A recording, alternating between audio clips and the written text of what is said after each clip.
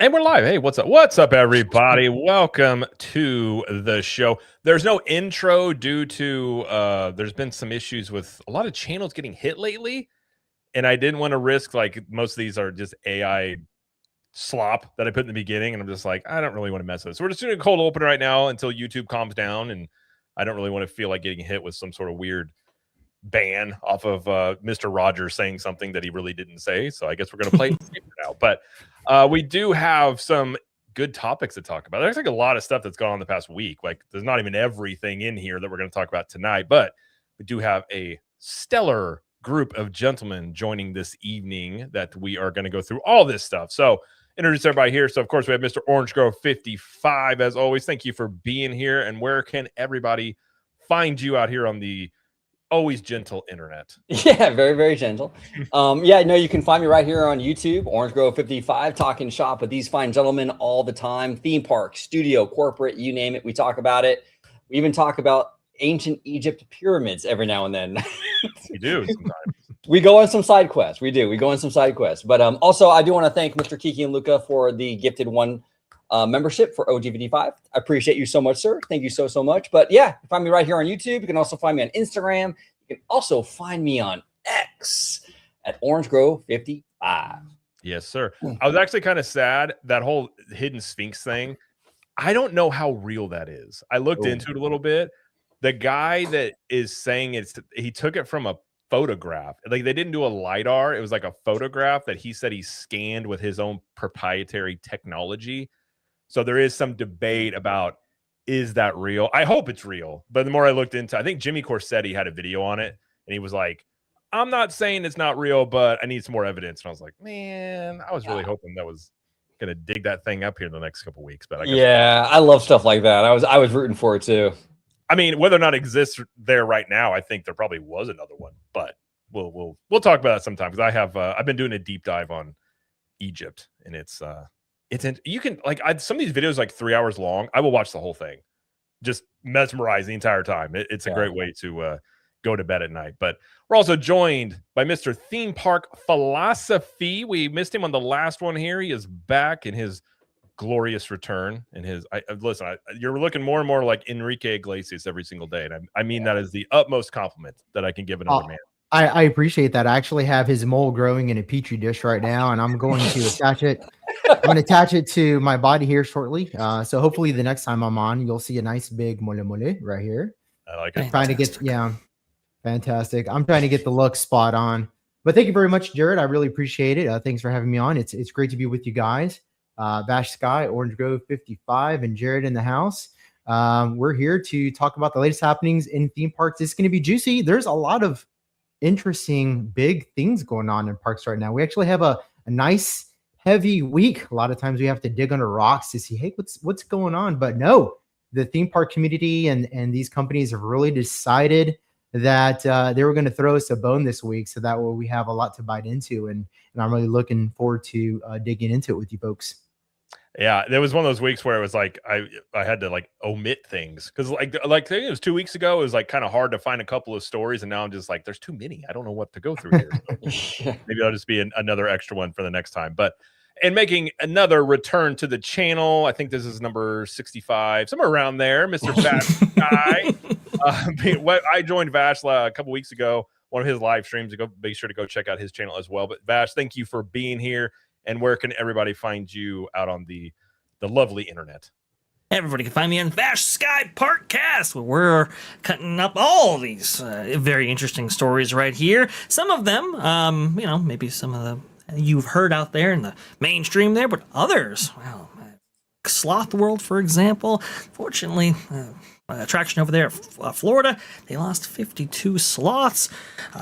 It seems like an extreme case of neglect. Yeah, it's crazy. But it didn't get a lot of coverage, so we covered it over there on Vash Sky Parkcast and a whole lot more.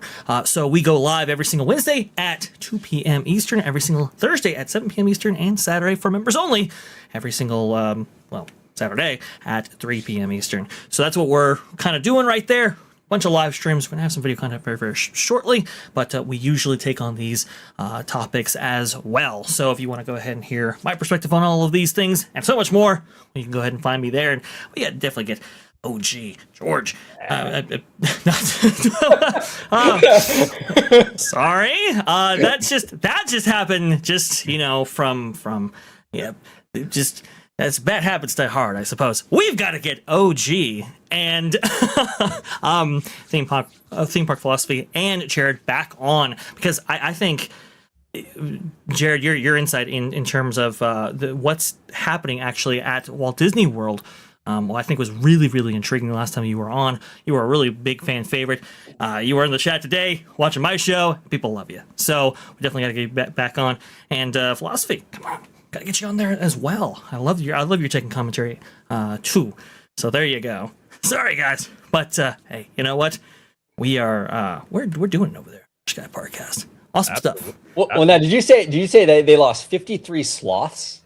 Yeah. 52 sloths. 52. So they imported, I think it was, I think that count is up to 53 now, which is unfortunate because Bandit unfortunately passed. He was in critical condition when he was turned over to the authorities, like the zoo and so forth. But yeah, there was this attraction called Sloth World that a couple of proprietors were trying to set up, and they were importing these sloths from all over the world, like Guyana, for example, Peru, right? And they have a very delicate ecosystem, right, that they live in, and their ecologies are very tuned to that. So if those aren't maintained, especially for them, like atmospheric changes, for example, different dietary habits that are very unique to them, if those aren't maintained carefully, they can get to some bad way. So when I guess they imported, I'm thinking of the total right now. I think it was 66 or so sloths that they imported, and so many of them passed away, which was terrible. When the remaining were turned over to the authorities, like the zoo, for example, they were dehydrated, they were malnourished, they had suffered from a very unique virus that had spread throughout this, colony of sloths right there, and from what I understand too, there's some allegations that they were kept in a warehouse in two small confined cages, but they can't regulate the body temperature, and Florida just suffered a bad freeze, right? I believe this was back in February, and a lot of the sloths were lost because of that, because they couldn't maintain the temperature of that warehouse. So that was a whole big thing, and it's a terrible story, but it's kind of like it's one I think worth discussing, only because there was so many sloths that were lost all at once in the pursuit of this idea that we're going to just have this basic attraction, we're going to have these very docile creatures, it's going to be easy cash, and unfortunately for those sloths, it didn't work out for them. Yeah. I love, and the reason why I asked is I have a soft spot for sloths. I think they're adorable. They are cool. They are really cool looking. I've always thought it'd be cool to have like a pet penguin that follows you around, like just walking around, waddle next to you. But obviously you couldn't do it in Florida because it's way too hot. But Florida is wild though. If you go outside my house at 5 a.m., you will hear a lion roaring first thing in the morning. And the first time I heard it, I was like, what is that? And my neighbor was like, oh, there's a animal sanctuary on this other side of the thing, and they have lions and tigers. And it's like, I didn't know that. That's terrifying. And it's just, that Florida is just, it's different. Oh, it is. Yeah, we have squirrels out here in California, but we don't have alligators and lions and all kinds of crazy stuff that you guys have. Look at that guy. Look at this guy, gangster. What a cutie. They are cool. They are like, I could see the appeal of a sloth world. Undoubtedly. Sure. Obviously, if you can't take care of them, that's terrible. But yeah, that would be. I would go. I think well taken care of. I'd go see some sloths. Absolutely. I actually thought the concept was not a bad idea. But if you can't necessarily properly care for them, if you can't give them the treatment and food that they actually need to survive and really thrive in captivity, then it's just not worth the exercise. Unfortunately, we had a situation in which I think people were trying to maybe capitalize on, like Zootopia, for example, Flash and all of that, which I believe one of these sloths was named Flash. And it's just, I think it was just greed that really impacted a lot of their decision making, and they didn't quite make it. But the amount of them was really eye opening. It's like, how did this happen? What failures did you have as as a culture to allow this to happen. It's really, really interesting. Yeah, that's unfortunate.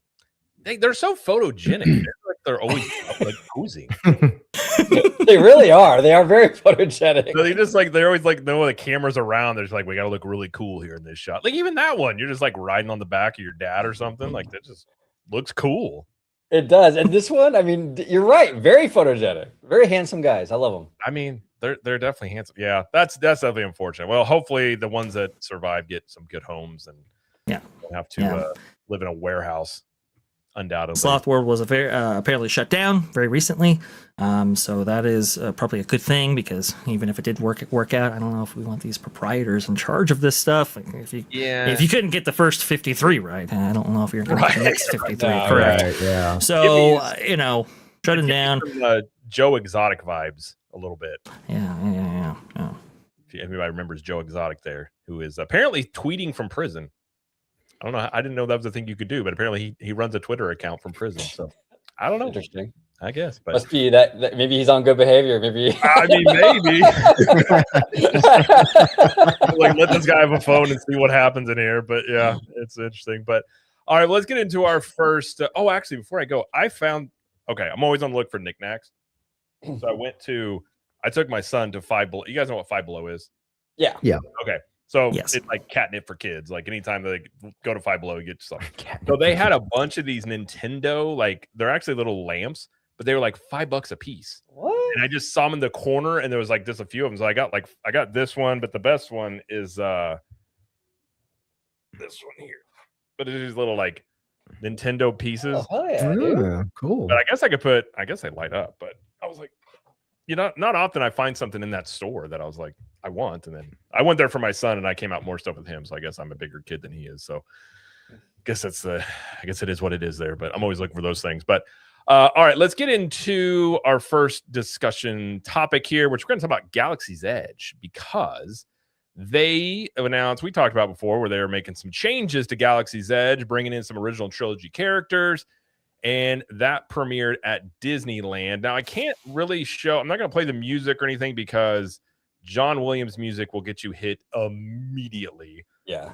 Not anything here. Actually, I'm going to try and do this. Hold on. I don't want to show my DMs here. Let me, hold on. How do I do this here? I'm going to figure this out on the fly. There we go. All right. I was like, I realized I'm about to show DMs. I'm like, probably shouldn't do that. There's like that in there. I just, I don't. All right, let me bring this up. I'm just producing on the fly here. Let's see. Here we go. So yeah, I'm not gonna play any music here, but you had some, Darth Vader showing up, and astonishingly playing Star Wars music in a Star Wars land, including, I believe they played the Darth Vader music as well when he appeared. So now I haven't seen this, obviously, just seen some footage. We did hear from our good friend Mr. Webba. He even said, it sounded it was just a better land with that music in there. But what are you guys' thoughts on this? And do you think that this fixes Galaxy's Edge, or is this just a move in the right direction with maybe some more stuff coming? I think this is a move in the right direction. I think this is a really huge step in the right direction. The music alone, I mean, it makes a huge difference. And I've always said it, like with Star Wars, the music is a character in and of itself. Yep. Like those movies start off with like that fanfare. I mean, how do you have a Star Wars land that's dead silent? Like it seems like sacrilegious almost. Like, how do you do that? You know what I'm saying? Mm-hmm. So for me, I think that the music is amazing. I love the fact we're getting the old school style stormtroopers. That's also really dope. Vader, I mean, he crushes it. He comes out looking like a boss as always. I mean, it just feels really good to have some other eras of this great franchise represented, And look, I'm not even saying like the sequel trilogy shouldn't be represented. I'm all for that too. That's part of Star Wars. But we need the OT in here. We also need let's get some prequel action in here. Let's get some Anakin Skywalker, And so yeah, for me, I love this. I think it's a fantastic move. It's a huge step in the right direction. But it doesn't fix it though. I still think we need more. I would love to see maybe like a sit down restaurant.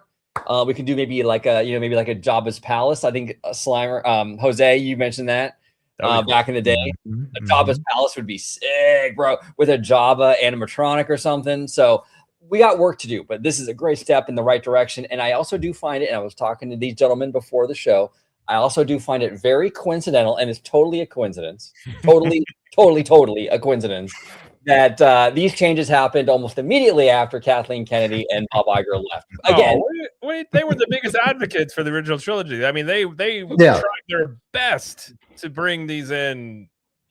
Well, yeah, no, they didn't. You're right. It's probably not a coincidence at all, I would say. Pretty much.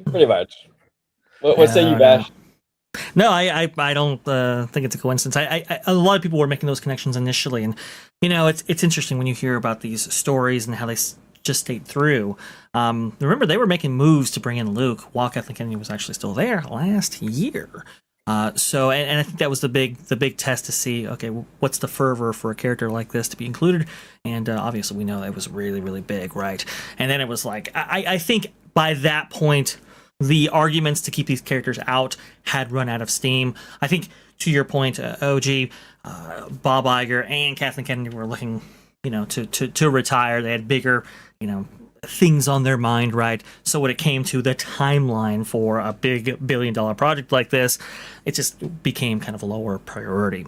And especially after the fervor that was created for the introduction of Luke Skywalker, I think that told everybody, hey, people are going to resonate with this. And especially for Disneyland, I mean, you got to think, right? So for Walt Disney World, you might see that the wait times for Millennium Falcon Smuggler's Run, for example, that might average out to 1 to 2 hours, depending on the day that you actually go to Disney's Hollywood Studios to experience that attraction. But Disneyland, it was regularly looking at 5, 10, 15 minutes, because so many people come in from all over Southern California, and they come in multiple times a year in a lot of cases.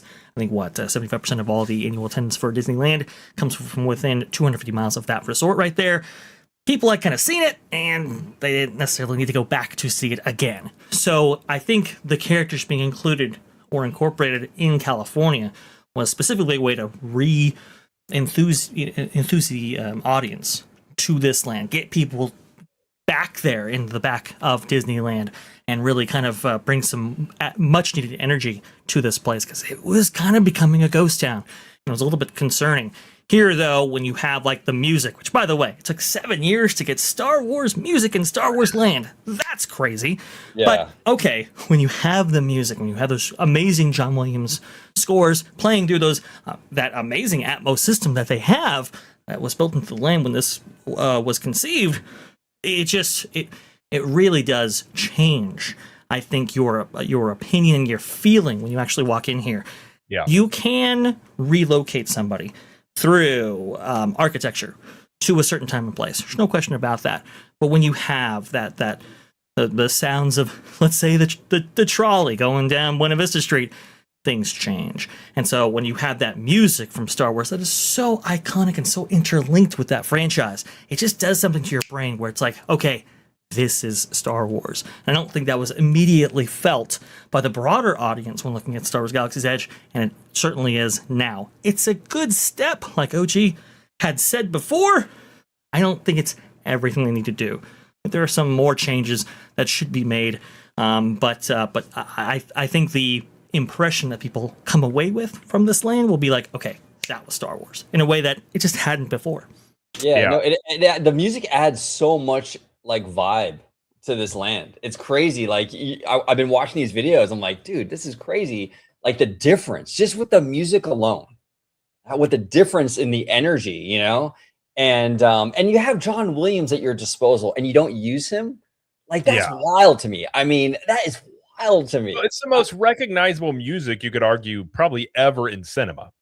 And it is, and I agree with you, it's a character in of itself. And Vash even talked about in your live stream how music hits at emotions that nothing else can, like memories and how you feel. And even like from what, again, I haven't seen this in person, but having the music in there does make the land feel different. I think it feels much better. And if you did nothing else but the music, I think that's a step in the right direction.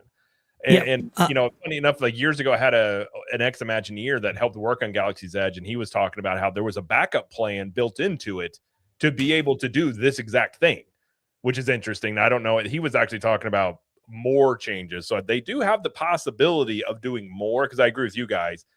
it's a step in the right direction. You're including these characters that people want to see, but I think the prequel era would be great to see, and just dropping this whole sacred timeline that they have. It just always was a silly thing to me. And I think if you look at Universal, what they did, the Wizarding Worlds, that's the blueprint there, which is like you're just putting people into the scenes they know. You've got the music, you've got all the nostalgic hits, you got all this stuff there, and it's a great recipe that I think they tried to get a little too cute with Galaxy's Edge, and they may be in the midst of trying to fix it. And now that Bob Iger and Kathleen Kennedy are gone, maybe Josh has taken the opportunity here to kind of correct some wrongs, hopefully. Well, it's crazy to me, right? It's crazy to me that you have this land is approximately 14 to 15 acres, which is a huge amount of space. And it's a huge amount of real estate, especially here on the West Coast, because we are very limited with our space, you know?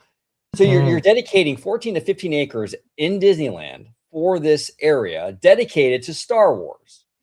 But then you're going to narrow that whole thing down to, first of all, it's already a narrow scope because it's a land based on one franchise. But then you're going to niche it down even further. And from what I understand, this land, the official timeline, was between Last Jedi and Rise of Skywalker. The space in between those two movies. Yeah. That is insane to me. And that little tiny space. And here's the thing. They had to actually, all this Star Wars stuff like Mando and Ahsoka and all this other stuff that didn't fit that narrow little timeline window had to go into Star Tours and Tomorrowland because the 14-acre land, the timeline didn't work, right? It's ridiculous to me you have that much space and you couldn't even use these things. Well, it was crazy what the operational decisions they would make to maintain that timeline, right? Like, for example, Princess Night occurred some years ago, and they had, all the princesses out, but one of the ones that was featured and had a big response was Princess Leia. And she was in her kind of normal New Hope gown, but she had to be sequestered to basically like Star Traders or Tomorrowland, right? But she couldn't make appearances in Star Wars Galaxy's Edge because, well, that doesn't necessarily, it's not consistent with our timeline. And it's like, what are you doing? We can't have Leia in Star Wars Land for a special event? That's crazy. That's insane. That's nuts. And I think contradiction is okay. It's all right. There's so many different timelines that are featured within the Star Wars galaxy. There are so many different media that cover so many different characters and so forth. To be, beholden to this kind of internal consistency, I think it's a fool's errand. And it really does cut the fun that could have otherwise been had from Star Wars Galaxy's Edge when you actually do that. I think we're going to see some costume choices that Leia has undergone here for her appearance right here, and some costumes that they could have otherwise made that were a little bit more feminine. The Leia thing is it's a little bit strange to me because they don't even refer to her as Princess Leia. It's like General Leia or whatever. Yeah. Okay, fine, whatever. Yeah, that's a good one. Well, and I think you hit a point, and I want to get your take on this theme park philosophy. But it's like I think when you said that the land just didn't seem fun. And I think that's the thing about it. It was almost like that's what it's supposed to be. You're just supposed to go in there and enjoy the IP, but it was like you're so hamstrung on the parts of the IP that you can actually experience in a Star Wars land. Like at Disney World, Darth Vader doesn't even have a home. Like they're constantly moving him around. I'm like, just why? Like I do think this comes to Disney World at some point. I don't know when. I'd be shocked if they did this at Disneyland and not at Disney World. But it's just so silly. You have the greatest villain in cinema. You can't put him in your Star Wars land because it doesn't fit the timeline.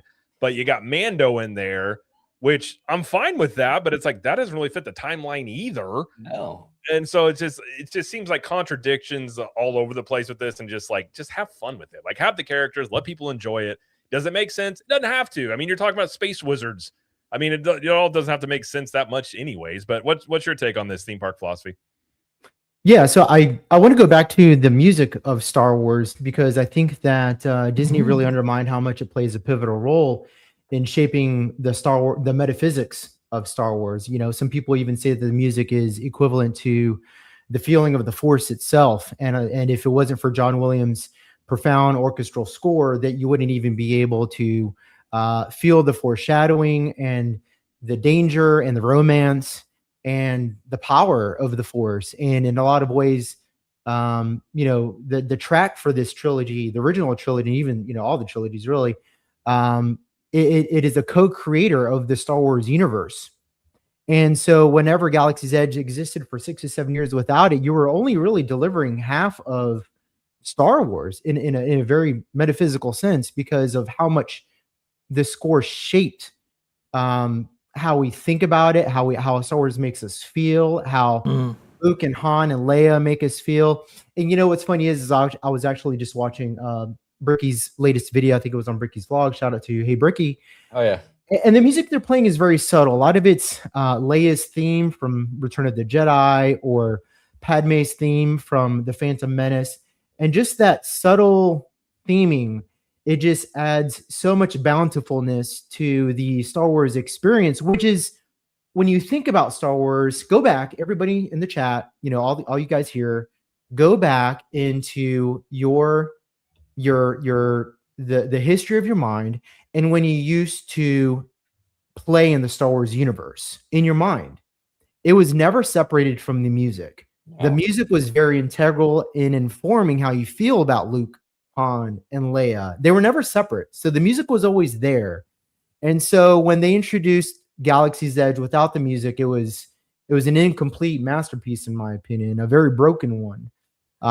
So I think Disney, I don't know why they didn't. I mean, I understand what they were trying to do, but to try to separate the metaphysics of Star Wars from the music, which co-authored it, it's crazy. Yeah. I think.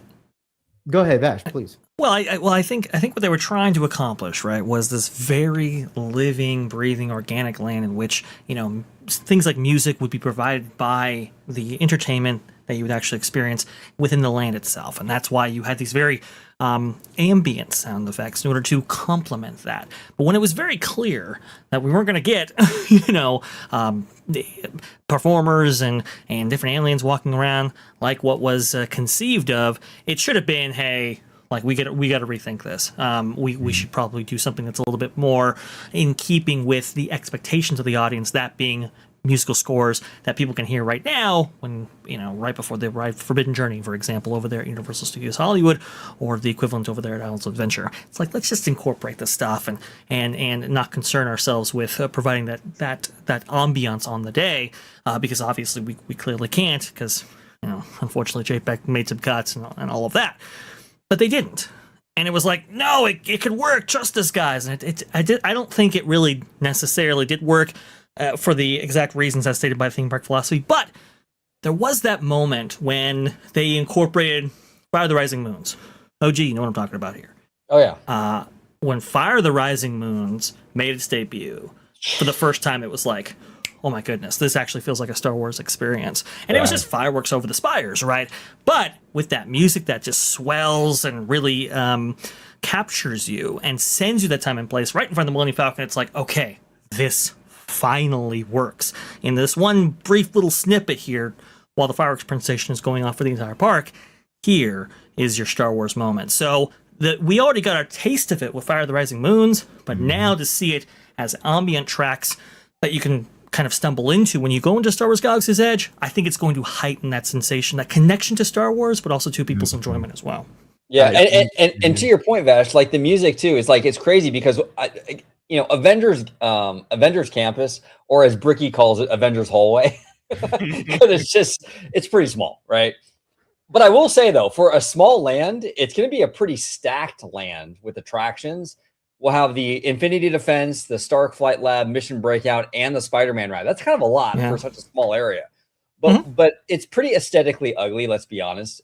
But one of the yeah, it's pretty hideous. But one of the most successful parts, I think, of that land is the vibe.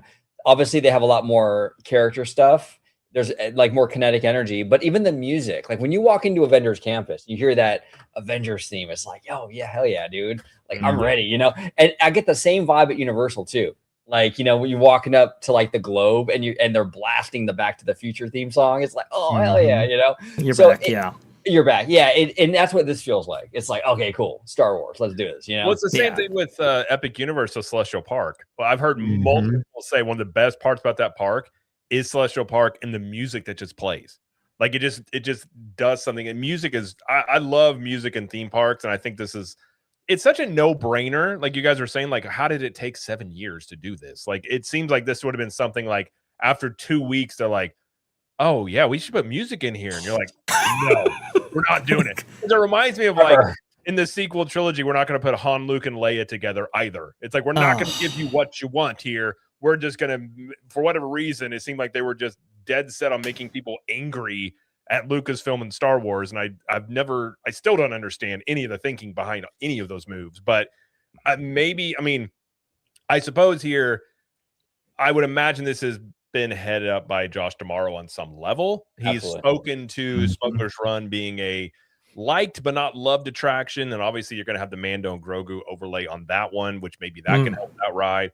So I do hope this is the first step in some more things coming, especially when you look at Star Wars. And if you start including prequels and maybe even like you got some of the video games that people would love, like Darth Raven and stuff like that. Like, you could get some really interesting characters in here that really make the land feel alive, especially if it's supposed to be a spaceport. Like there's supposed to be all these different people and creatures in here. It just never felt like that. And short of actually redoing the land, which they're not going to do, things like this with characters and music can go a long ways to fix the ills of this land, I think. Well, and to Vash's point, they should have recognized right from the get-go, if they couldn't increase the experiential quality of the land with characters due to budget cuts, then they should have switched immediately over to music as the primary vehicle, because the music just informs you that it's just so informative as to the spiritual depth of the saga, and without that music, you just diminish the thematic quality and the immersion and the experience and the feeling. Feel the Force used to be the tagline for Star Wars for multiple decades. And if you can't feel it, then what are we doing? Right. So that should have been an immediate recognition on Walt Disney Imagineering's part. Obviously that wasn't what happened. What I hope to see moving forward is that with Star Wars, at least, they recognize that music is it is a necessary dimension for Star Wars. It cannot be neglected on any level. It has to be carefully woven into the land at all parts and aspects, which is what they're doing right now. If you go watch some of the videos, the interplay and where they're putting music and how they're using that to cue certain memories of Star Wars is very thoughtful. Like they're not just playing the Star Wars intro score throughout the park. It's very smartly placed. Yeah. And I'd like to see that continuing moving forward. I 100% agree. Going forward, I also want to see Emperor Palpatine. I'm a big Palpatine guy. I love Palps. Yes. That would be cool, actually. I agree. Right? That'd be cool. I love Palps. I'm a huge Palps. I love his character. He is like the bad guy of all bad guys. Dude, I'm telling you, the Disney adults would hate me, because if I was running this whole thing, he'd have his own float and paint the night. Okay, so that's funny. No, Palpatine would be a great inclusion right there. We did see C-3PO make his debut at Star Wars Night in Star Wars Galaxy's Edge, which, but we've seen him before there in limited forms, but with the music and everything like that, just certainly a vibe that is connected there. So that was pretty cool. But look, consistency, and I guess storyline coherency or whatever. It's always going to take a backseat to experience, right? And to having fun.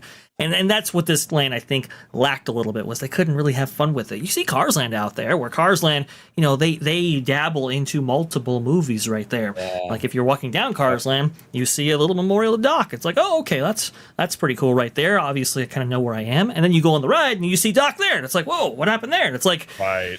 Could you imagine this ride without Doc? You got to have Doc. It's like, okay, fine. It all works out and nobody cares.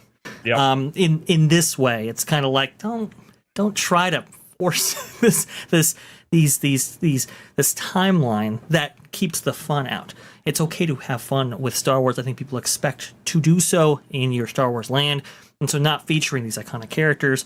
I would have some prequel characters in there. That's what I would do. I would have the gambit of characters, like you said, Jared, like Revan, for example. You could have a Revan in there. That would be super cool. You know, maybe for like a special event or something like that. If you want to go ahead and limit him or whatever, you could have Palpatine or Sheev or whatever you're calling him right there. That would be cool.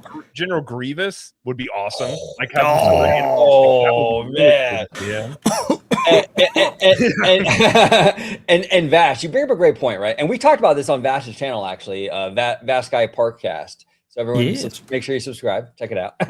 but we talked about this on your channel about a week or two ago, where I think sometimes these theme park companies, and I think Galaxy's Edge is a perfect example of that, where appreciate the ambition with the immersiveness, but sometimes you can get too immersive where you suck all the fun out of it, right? It's like, can you imagine if Walt Disney was doing that? Well, we can't have the monorail next to the Matterhorn because, you know, the Swiss Alps doesn't have a monorail. Like, sometimes you just got to have fun and be like, you know what, screw it. I'm doing a Matterhorn. I'm going to have a submarine right underneath that, and we're going to have a monorail, you know, just have fun with it. Now, look, I do believe there is a time and place to have these immersive experiences, right? But you just can't get too up your own like rear end with it, where it's like, it's so immersive that it's like it's too tight, you know. We can't have Dumbledore in our Harry Potter land because he's passed away in the story we're trying to. I mean, that would be crazy. It'd be like, what? That's what the Wizarding World is like. I don't really know. I'm sure there is a timeline they're set in, but you don't really know when you're in there. You're just seeing the stuff from the movies. You go on the ride, they're on there. Even Ministry of Magic. You're in 1920s Paris, and yet you go onto a ride where you have 1990s Harry Potter, and you're like, I don't care. It works. It's cool. Nobody cares. Nobody cares. Nobody cares. In fact, I would go the opposite direction, and I would actually make fun of myself. See, what you do is you introduce Palpatine, and you have a character say, somehow Palpatine has returned. Everybody gets a good laugh. Everybody gets a good laugh, man. And you know what? It's one of those like we're included in the joke kind of a thing. Yeah. And Disney would automatically get a pass. I mean, that's plus 5 points. You're actually getting XP, you know? Yeah. So at D23 2 years ago, when they were making fun of themselves, they had that they used Deadpool to make fun of like various things with the Disney parks. Even our dragon, like catching fire and stuff like that. Like they made fun of it once with Deadpool. Like the fans went nuts for that stuff. Like sometimes it's good to have a little bit of self. Like you need to laugh at yourself a little bit. Like you're not going to get everything perfect, and fan bases are much more willing to give you a little bit more of a pass if you're because you're recognizing an issue by doing it through being funny. It's like you don't have to come out and grovel and be like, "Oh, we screwed up. We're so sorry," but you can just joke about it, and it's. Like you're talking about theme parks, it doesn't have to be that serious. Like obviously it's big money, and I get it, all that, but at the same time, it's like you just want people to go have fun. And the other thing I did notice about the May the 4th celebration stuff, did you notice how there's no sequel trilogy stuff that they're featuring? It's all original trilogy. I saw that. Like no prequel stuff. You got Jabba's ship thing, you've got all these different things, and I was like, that's kind of telling. Like, are they getting the message finally? That nobody likes a sequel trilogy, or at the very least, include other eras. You don't have to just focus on sequel alone. Exactly. Well, no, they had a collection of Spirit jerseys, right? That they were selling with all the movies featured. Well, I mean, all the George Lucas movies, and it was through this mystery box kind of thing. I think Marvin Montanaro, when I was talking to him about this, he was like, "Well, they might not have wanted to include the sequel trilogy because, well, how much fun would that be if you buy into a mystery box, pay $80 for a Spirit jersey, and you get the sequel trilogy, which you maybe didn't like, right? Yeah. So it's like, okay, we'll omit those, keep it to the 6, but it is telling how little of the sequel trilogy we're actually getting. I don't think it should be discarded wholesale. I mean, I think there are aspects you can actually bring out, but you shouldn't bring them out to the point where you maybe diminish the appearances by maybe other characters from all over the galaxy, right? I mean, we've had, at least at Disneyland, we've had like I believe Sabine Wren, Hera, I do believe, Ahsoka, and they have run around Star Wars Galaxy's Edge as well. And now you're going to have these new characters here, I guess returning classics there with Han, Luke, and Leia, and it's like, it's fine. It's all good. I will say, for Star Wars Night, they usually have that lightsaber celebration at Millennium Falcon, and usually it's hosted by Rey. This time it was hosted by Luke. Crowd went wild. Darth Vader makes his appearance. Crowd went wild. Like, it's just like, this is what people want. Give them what they want. It's theme park's not that deep, so. And it's crazy to show, too, the strength of the Star Wars franchise is still there on some level. Like, as much as this franchise has been beaten down, there's still people that still love these characters. And it's like, if you want to salvage it, like, honestly, if you're thinking in the future, if you want to salvage this land and make Star Wars better, start embracing the things that people want to see and give the people what they want. And if you're talking about a theme park land, a lot of it's going to be based on nostalgia. So just lean into it. Like, if you make something, listen, if you strike a chord and you hit something that goes wild, then feature it. But their biggest issue was, before those movies came out, these are going to be so great, no one's going to care about the original trilogy. And you're like, how insane are you to think you're going to make like the But that's what Kathleen Kennedy said. Yeah, it's just like, no, we don't need that. Like, and well, I could go on a whole spiel about Kathleen Kennedy, about she's literally talking about how we don't have any source material while sitting next to George Lucas, which is the living source material. Yeah. Like, we don't even have comic books. You have tons of comic books. What are you talking about? Like, it's like you just have somebody in charge that just either didn't know or just hated Star Wars, is what it seems like. Well, yeah, and I've always said, some people, and this is subjective, some people will say Star Wars is dead. I don't think it is. I think it's hibernating. I think it's hybrid. I think people just want good Star Wars, and I think that if you bring good Star Wars, dude, people will come. I mean, even the Star Wars night and all the energy around these changes, people are pumped. I see it all over social media. We just want good Star Wars, and even Mandalorian. Like, I mean, we can forget about the last season. People, I know that was like, not as great as the first two, but like even Mando, look what an impact that made culturally, like that, and that's. I mean, and technically that was the original trilogy too, though. It was only a few years after Return of the Jedi. So technically that's even the OT. But if you give us good Star Wars, people will go see that stuff. They'll line up in droves, So I think people love this franchise. They just want good quality content. That's it, And good merchandise. Merchandising. That's Spaceballs. The search for more money. No, like, look, I think it was Lauren Connor who has made an appearance on my show as well, along with Marvin. I think they were discussing this kind of blackpilling of Star Wars. Like, is it really dead and so forth? And it's like, well, wait a minute. If you see, like, there's a list of AI generated fan films that are out there on the internet, and they're getting massive receptions, right? They're getting massive viewership. The fervor, I think, is still out there. It's just like OG said, it's dormant. You got to give them good Star Wars to reawaken that. And unfortunately, we just haven't had a lot to kind of hang our hat on right there. But bringing the characters back, and really kind of leaning into nostalgia, I think is a good move, at least for now. I think we'll have to see what Mando and Grogu does in theaters. There's not a lot of hope for that film, but we'll see. Starfighter could really do something right there. But for Star Wars going forward, Kathleen Kennedy thought, our best days are ahead of us, not behind us. That didn't really work out because I think some of those things were mishandled, right? They couldn't maintain the integrity of the franchise, at least from a fan's perspective. Look, it's going to take a little bit, but it's not dead. If you really want to go ahead and relaunch this thing and sell more merchandise, like theme park philosophy astutely brought up, because that's why Disney bought this whole thing in the first place, you're going to have to give the fans what they want at some point. 100%. Well, if you actually think about too, if they would have bought Star Wars and not made any movies and just maintained the toy line, they would have made more money than they have made currently with the sequel trilogy. That's what's crazy, is they actually, with the sequel trilogy, until the point, I believe Hasbro got into some issues financially due to the fall off of the Star Wars toy sales.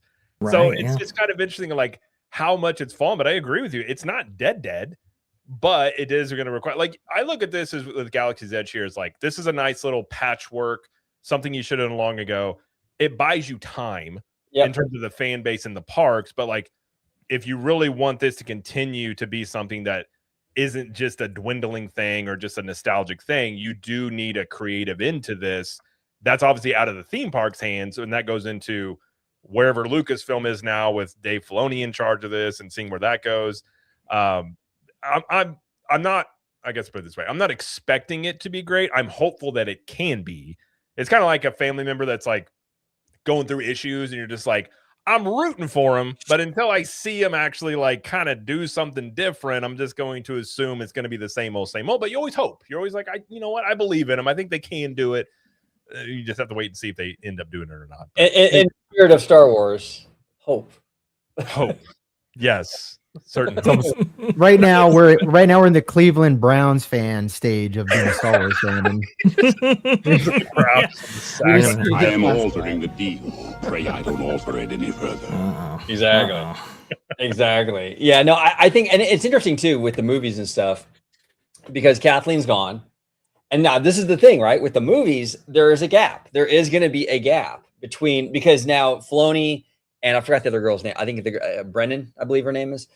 Now they're in charge, but there's going to be that residual Kennedy era stuff in the pipeline still. So we're not going to see full Filoni probably for another like 3 years or so. So it's going to be a little bit of a transitionary time, you know? So, Yeah.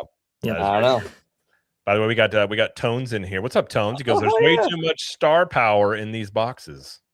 Oh, Tone. Well, actually, we're gonna. Tones got a live stream with Jay Shear tomorrow night. I think OG and I are gonna be on there. Going over Jay's got cool. No Vacancy. Is it a re-release? Because it's been out for a bit. Yeah, it's Jay Shear's short film. It came out like about a year and some change ago, but it was doing the award circuit thing. So he had like restrictions as to like showing it publicly. So I guess that whole like time thing, like it has ended. Gotcha. And so now he can show it publicly. So we're gonna have like a little watch party, hang out, talk about the film. It'd be a good time. Tones Poppy, we love you, baby. Tones is good people. He's good people. Although he still thinks Steph Curry's better than Jordan, but it's fine. He's good people. I'll look past it. What? But we also have a 10 from X Voot. Says, "Good evening, gentlemen. Hope you are doing well. How are you feeling about Fast and Furious coaster at Universal Studios Florida? Also, what are your predictions for the supercharged replacement?"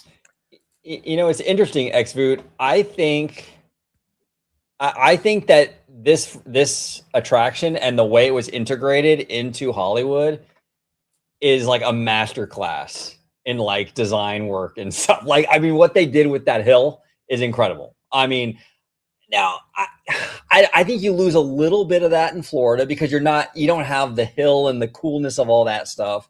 Yeah. But I still think it's going to be a fantastic attraction. But I think Hollywood will probably be a notch or so higher just because, I mean, you got that hillside. You're going in and around those escalators.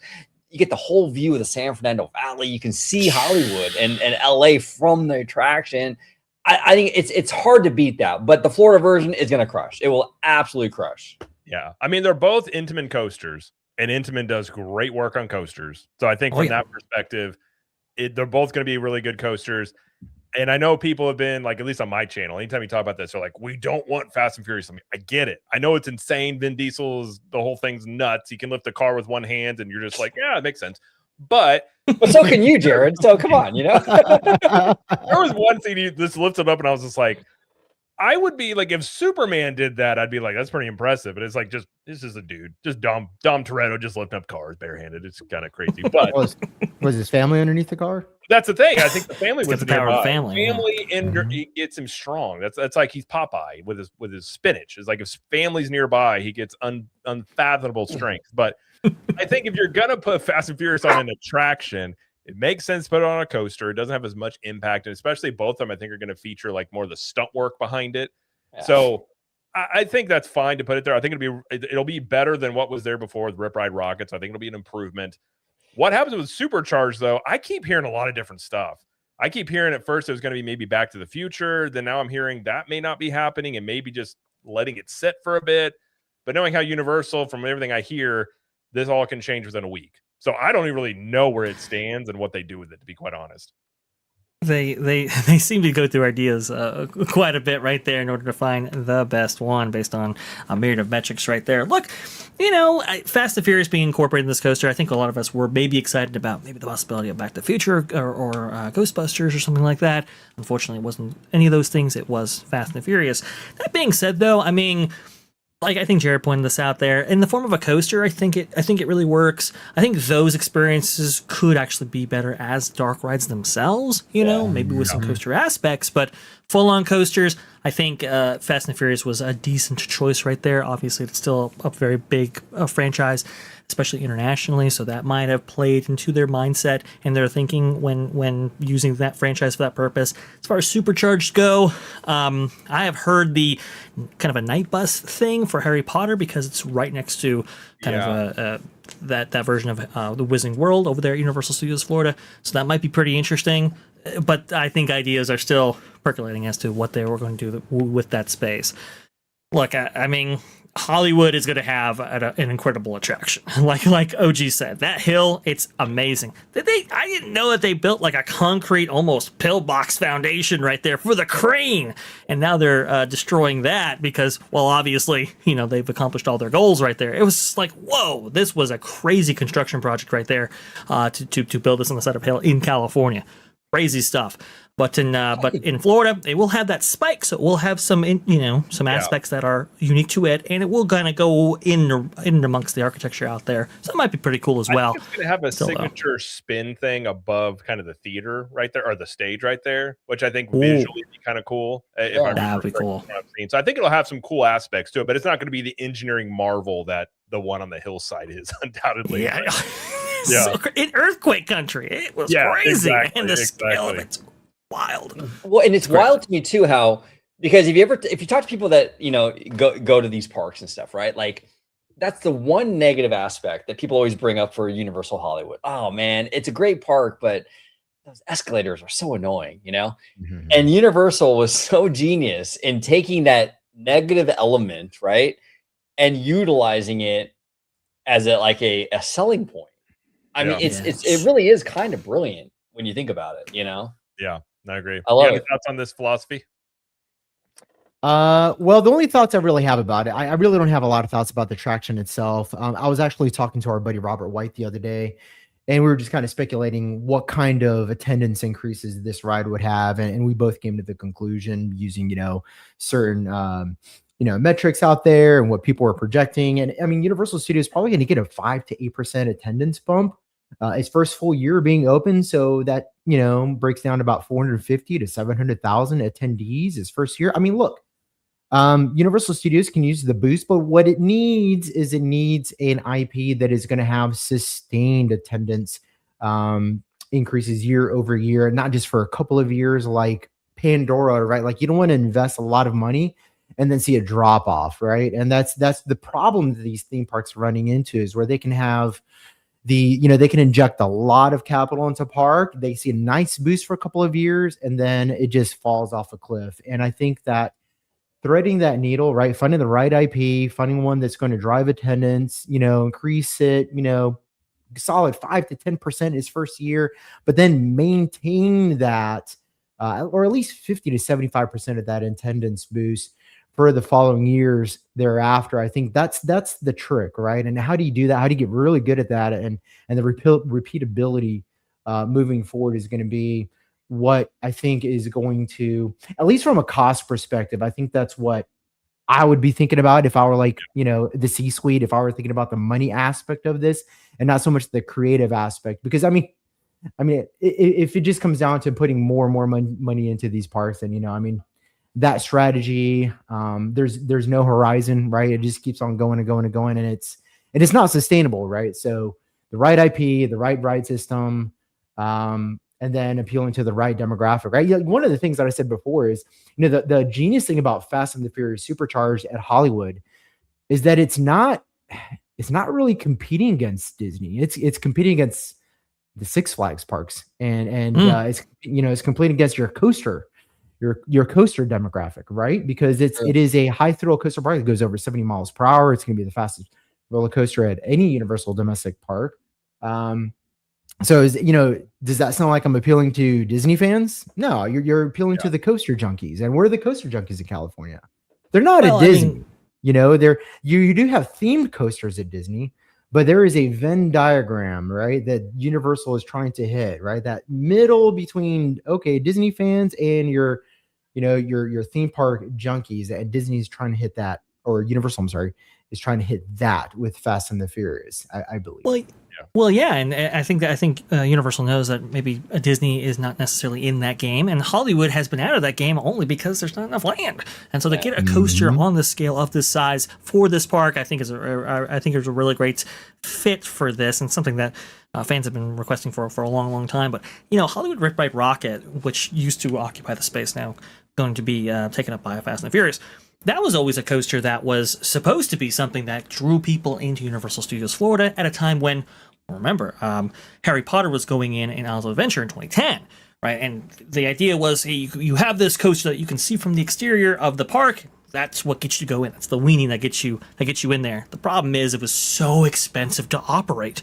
Yep. I mean, they just had crazy costs associated with that. So yes, will they get an attendance boost? Sure. And to your point, theme park philosophy, it won't be necessarily sustainable. However, at least from a monetary aspect, they will be spending less for whatever population boom that they actually have and capacity that they continue to provide via this attraction. So that I think is also working into this. It's like, well, we want a coaster here. We just don't want it to be nearly as expensive as the one before it. Yeah, well said. And I agree with you, Avash, too. To circle back a little bit, I think a franchise like, for example, like Back to the Future, I don't think you want just a coaster for that. I mean, I think for something like that, I think you want a more showroom scenes and stuff. I mean, maybe you can do like the 88 miles an hour like launch or something. That'd be kind of sick, Yeah. But like the bulk of the experience should really be like big, elaborate set scene, like show scenes, and like maybe even some screens in there. That's fine. But really maybe go to the time of the dinosaurs and go in 1955 and then the future and then like the Wild West, right? And really experience that stuff. I think Fast and Furious is a much better IP for just a standard kind of like coaster thrill thing. That's true. But yeah, Back to the Future needs a little bit more immersiveness, I think. I agree with that, and I'm rooting for Back to the Future to come back. Oh, me too. Attraction. I want it so bad. But and to your point, philosophy. It's interesting because the Wizarding Worlds, when those popped off, what was wild about it is it boosted Universal's attendance by like 35%, I think, the first year, but they maintained it. And that was the thing that was really interesting is they didn't have that fall. Now, a lot of that is due to Harry Potter and that franchise, but it's also the quality they did. So they do have some experience in that way of, I think they're trying to look at Epic doing the same thing. And then you look at as well, they had another quarter where they had another 25% growth in revenue. And they even said in that earnings call that they're very happy with the parks and they're going to continue to reinvest the profits into the theme parks. So as long as these things are doing well for them, they obviously are not shy about investing more into the parks. And so I think it's a good chance of, and we've talked before about, I think Wizard had been on here before as well, talking about all the things that they have planned for Hollywood. This could be one of the things that's just a succession of things that are coming to try and boost up Hollywood, kind of like what they've done with Orlando. They're just limited more in Hollywood just due to the, they don't have the space that they have in Orlando for a lot of this stuff. Well, and the other thing too, we're going to talk about FanFest tonight, and I'm really excited about that because that was an interesting event. But the great thing about things like FanFest is that you can kind of beta test these franchises a little bit, right? You can beta test. You can utilize it. Oh, how does Scooby do? Right? How does Scooby do? I want to get into that because I think that's exactly what those events are, and I think it's genius to monetize essentially like a group test study to see what people want, and it's a smart thing to do. I definitely agree with that. But speaking, actually, let's go and move into Universal Fan Fest since we brought that up. That'd be a nice little segue here. So. Now I know Vash, you had talked about this before. I talked a little bit about it, and obviously I've never been. Last year with Back to the Future, I had major FOMO. My wife had FOMO. It's one of those things I definitely want to go check it out. It seems like a really intriguing event, but this is the second year of this. And correct me if I'm wrong, I essentially had taken a Halloween Horror Nights concept and kind of applied this to more of a pop culture fan type of event with similar types of set pieces and things like that. But OG, you went. So compared to last year to this year, like, what are your thoughts on it? Do you think it's improving? And, like, we can also get into a whole thing, like, what are they testing? What might be coming that we're kind of see them do with FanFest? Yeah, I think overall, it was better. I agree with Wizard in the chat where I think overall this year was better than last year. I will say, though, I did miss Back to the Future because it was really cool to go down into Hill Valley and experience that, right?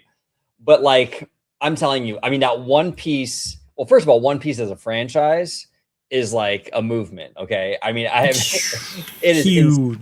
it's huge, insanely popular, and what they did with the Waterworld Theater with that One Piece show is like absolutely insane, you guys. I'm telling you, they utilized all kinds of like effects and like stunt show tricks, so to speak, where the guy, I don't know all the names of the characters. I'm not familiar with the franchise, but like he would like teleport from different parts of the stage. One dude's like leg caught on fire. He was fighting people with his leg on fire. And there was a point where the guy was being shot at with like this like rapid fire gun.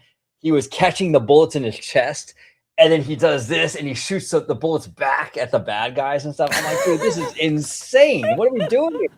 You know, that show was absolutely bonkers. So I loved Fan Fest this year. I thought it was a really, really good time. Sailor Moon, the gal who plays her was perfect casting for her. Everyone loves her so much. She was fantastic. 2-hour wait just to take a picture with her. So I think they had a really successful event.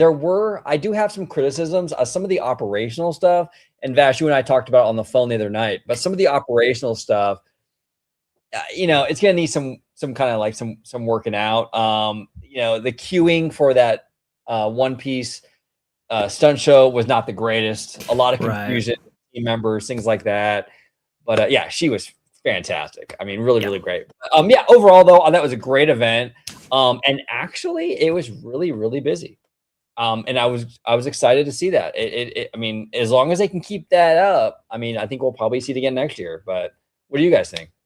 I have been a big proponent for FanFest nights because, like you said, OG and Jared, I believe, and Think Park Philosopher, I think you all made this point, but it's this great testing ground to see the resonance that these franchises have in the current era, right? And who goes wild for what. One Piece, I mean, I think really took Universal by surprise last year.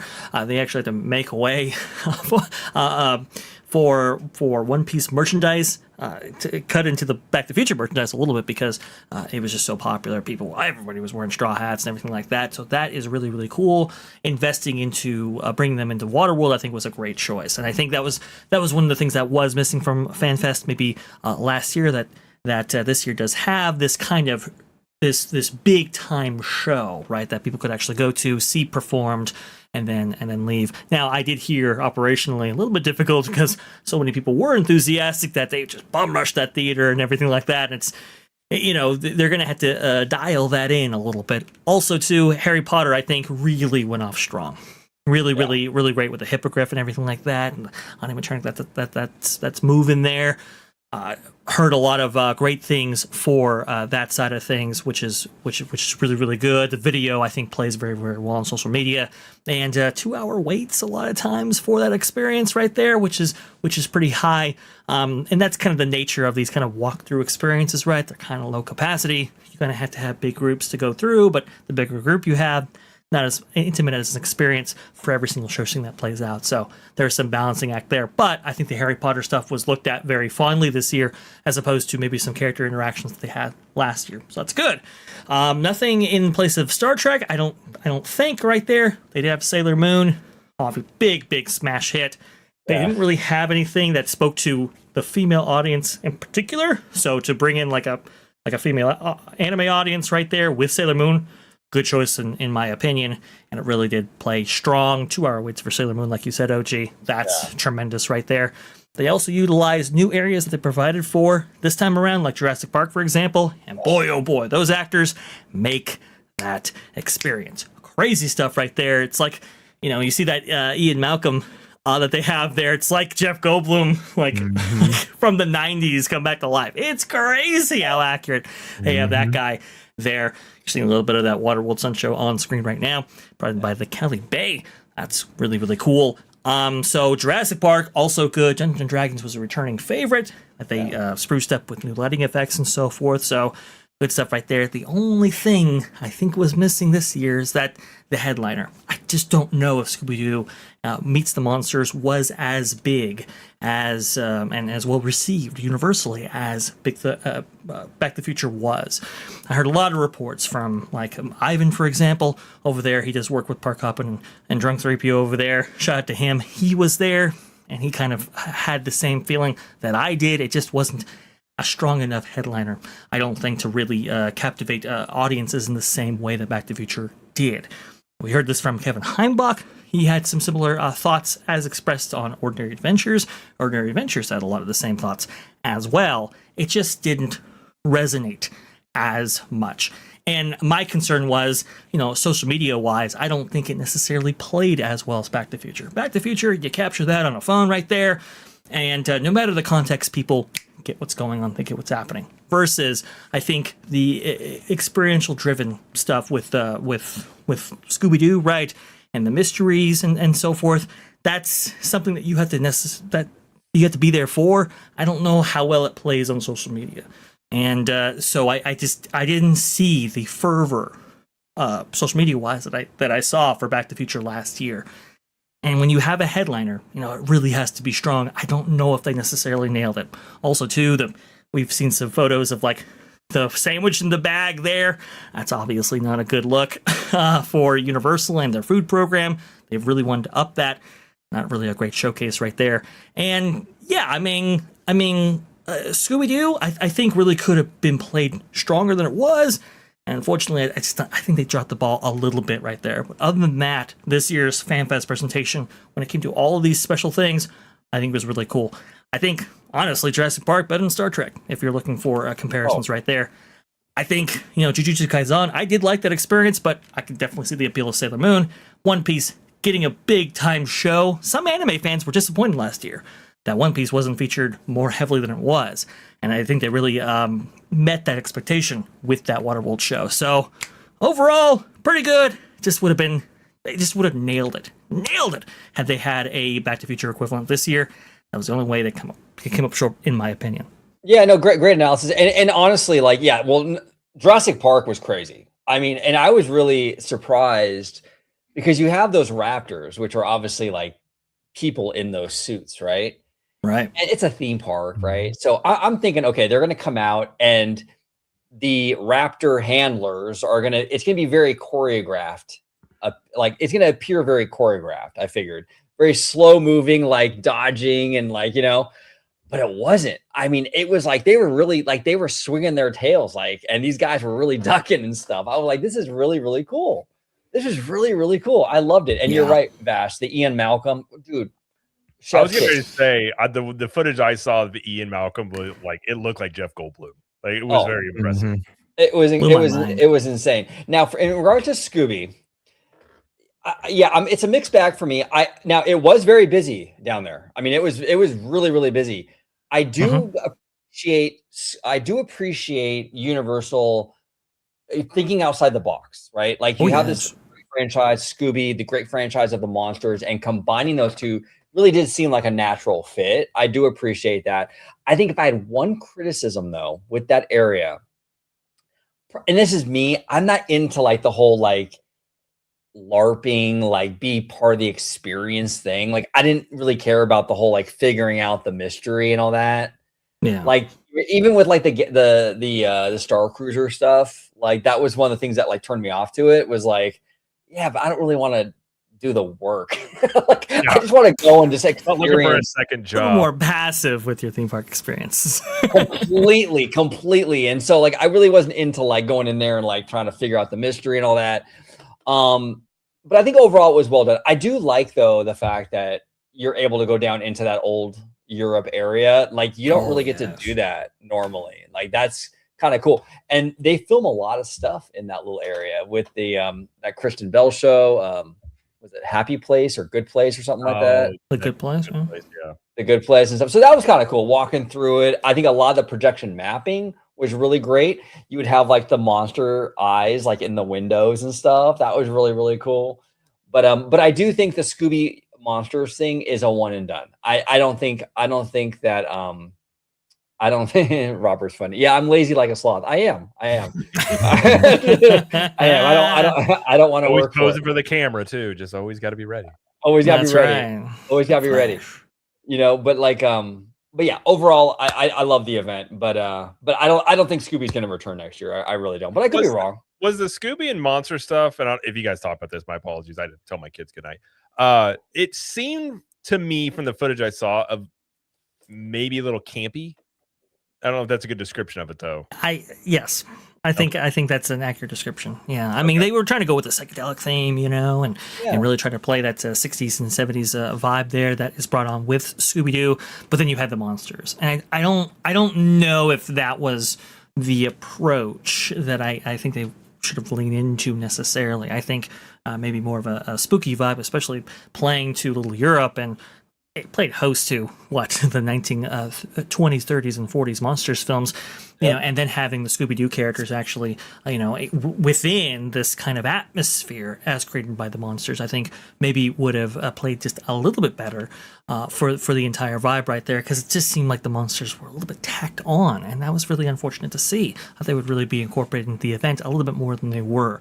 Again, I haven't experienced it myself, but this was the feedback that I kept hearing over and over again from people who had experienced this particular aspect of the event, and I don't think they got the mix quite right in this case, which is unfortunate because I think there's a lot of potential there. And it's not to say that there wasn't fun to be had. I think the moment where they actually reveal the mystery and reveal actually who was at work here this entire time, and obviously says the line, "I could have gotten away with it too if it hadn't been for you meddling kids," and so forth.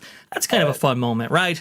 But I just think it needed more of those to really round out that experience. And yeah, they place a lot of emphasis on, hey, here's this brochure to go through and solve this mystery, and it's like, wow, this is homework. I don't know if I necessarily want to do this, which was a criticism I heard as well. It's interesting because, you know, you look at this, like, how long did it take them to really get Halloween Horror Nights for, like, dialed in, you know, where it's just like a very consistently good, it maybe great event. You could say the same thing for this. And what's interesting is even with Disney, so you look at the Magic Kingdom and their Halloween and Christmas parties, those things run like clockwork. They don't change much, but they're very consistent parties that people enjoy. But then they introduced Jollywood Nights, and it was like they didn't know how to throw a party. They didn't know how to do it. And then you find out like it was different teams. So it's like even within the same company, sometimes it takes some time to kind of get their stride with some of these events. And Jollywood Nights has improved. They've definitely made it improve. The first year was not good. We went to the very first one, and if it wasn't for the fact that we went with friends and had a good time with our friends, the event itself just was not worth the money. It just was kind of a mess. Yeah. But it's funny because you can see them if they continually do these. You give them a handful of years, probably really nail this down. And this is a much better event than what we've even seen the past 2 years, at least potentially, given what we know they're able to do with Halloween Horror Nights and bring that same level. Well, I'm telling you, and I mean, I got into this event for $40 with my annual pass. $40. I'm telling you, dude, look at this. Okay. It was crazy. And then the One Piece show alone is worth $40. Okay. An insane value for like what you're spending. Even if you pay full price, it's only like what, 80 or $100 or something like that. I mean, it's a great event. It really, really is. And I agree with you, Jared. I do believe Universal is really good at listening and adjusting, right? Because even this year, the fans wanted more One Piece, and we got it in a big way, you know? So whatever the feedback is this year, I'm sure they're going to adjust, and we'll get whatever it is for next year. I will say this, though. The anime isn't going anywhere, because that anime stuff was absolutely crushing it. And I will also give a shout out to Universal, because that one chick with the orange hair, Nami, I think her name is, Disney would never in their parks. They'd give her a trench coat or a Spirit jersey. They would not let her wear that. That is very true. Do you think this is leading toward them, and we've speculated this before, but like doing something more permanent with anime in the parks? Like obviously this second year, you have even more anime, more One Piece. I do feel like you were saying, it's like a test screening of an active audience. What do you want? You see the reaction to it. If you're curious about, and I can understand with anime, like, you know, it's popular, but you just don't know if it's going to hit in a theme park, and you don't want to take the risk of building a whole ride or a land, spending millions on these things. doing it in this way, it's smart to get a feel for it, and then you feel more comfortable about like, okay, let's allocate real capital to this because we've actually tested this. I do get the impression that this is part of what this event is, and if that's also the case, it's also genius just because you can make money while also figuring out what your audience wants and then give them even better stuff in the parks. So I think that potentially could be a really good thing. And even though I'm not an anime person, I understand how popular it is, and I think what I've seen of One Piece and talking about Pokemon come to the parks, I think these things are going to be huge for Universal. And really, Disney doesn't have an answer for that. Like, they're not going to get into anime unless they make their own, which is going to be very different from these, big anime properties. Yes, the only anime that I think Disney has done that's been pretty cool, but they'll never do it in the parks. It's way too nichey. But like Star Wars Visions is actually really good, like really good. Okay. And that's anime, but I don't see Disney making an attraction based on that stuff. It's never going to happen. But like, but yeah, no, I agree with you. I mean, the anime stuff is huge. I love the fact that they're leaning into it. I love the fact that Universal has the guts to do that. I love the fact that you go into Jujutsu Kaisen or the Sailor Moon 3D show and it's all in Japanese. I mean, that takes a lot of balls to do that. I mean, that's crazy to me, right? I love that. I love the ambition. So now I will say this too, and I've said it before. I think the Disney After Hours events are really, really lackluster. I made a video on it just the other day. I think for the most part, they're really disappointing. Now, to be fair to Disney, it does seem like Star Wars night was really solid. I mean, at least what we're seeing, the first night was pretty good. I mean, I will say that. Maybe they're starting to improve. Maybe they're getting the message that Universal's catching up. I don't know. But for the most part, the ones I've done, whether it be Oogie Boogie or 90s Nights, I don't know. They just kind of fall flat. So Universal right now, for me, is the After Hours king. They are crushing it. And this girl right here, we actually met her, Tommy Toon and I. And actually, Tommy has a great picture with her.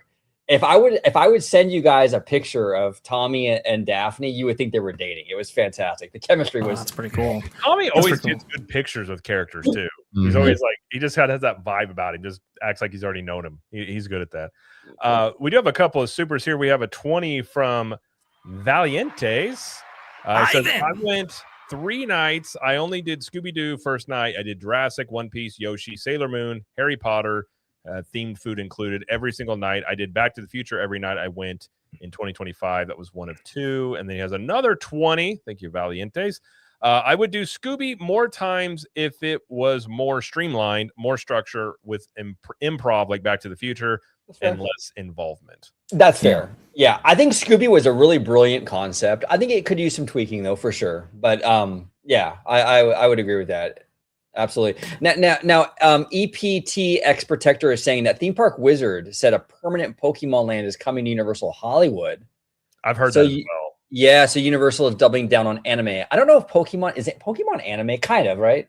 It has an anime aspect to it, I think. Like obviously the video games, but I'm pretty sure it does, but I'm not 100% sure. It has an anime series, right? So whenever you see visualizations, it's either the games or the anime itself. So there is that component to it, but it's not strictly. I don't think a lot of people strictly view it as just a single anime property, like they do maybe One Piece, for example. Yeah, it was really like a bridge thing with a video game with a little bit of anime. Like if you're going to dip your toes in, given how big Pokemon is anyway, it's a good idea to get into that for sure. Yeah, no, absolutely. And I'm telling you, Pokemon is just bags of money, bro. oh my goodness. I was shocked when I learned a couple of weeks ago how it's the #1 media franchise, and it's not even close of how big Pokemon is. I think it's even bigger than Nintendo itself, which Nintendo's like part owner of it, which is kind of wild. But I never played them as kids or anything like that, but it's I think undoubtedly it's going to be a major boom for Universal. I've said before, I think Nintendo potentially could be bigger for Universal than the Wizarding Worlds were, even just given how big Nintendo is. You throw Pokemon into that mix, like that's just going to be like rocket fuel on the park's growth, I think, with those properties coming into the parks. No, 100%. Now, one thing that was really clever about the Scooby Monsters thing is these are real sets, right? So they're facades in the front, so it looks like a European town in the front, but the backside is just a cement wall because this is for real filming. it was really clever. And it's kind of hard to see in the video, but you can kind of see it where like they would project like here's Frankenstein. They'll project like old Frankenstein footage from the movie from like the 20s or 30s on that giant concrete wall. And it was a really cool sort of backdrop to the monster standing there. I thought it was really cool. I really like that a lot. A creative use of a blank space, basically. You know? I want to touch on that because what I've noticed from this year and last year is that their aesthetic language has become a lot more complex this year.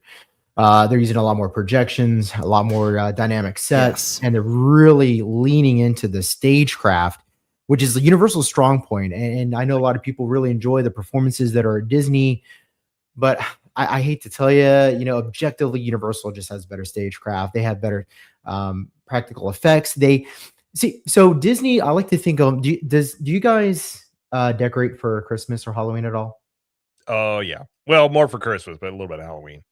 Okay, so I can get big into decorating the outside of the house. And the one thing about decorating is, especially if you're kind of like limited on time and funds, is that you find the perfect aesthetics and then you try to repeat that year over year just out of simplicity, right?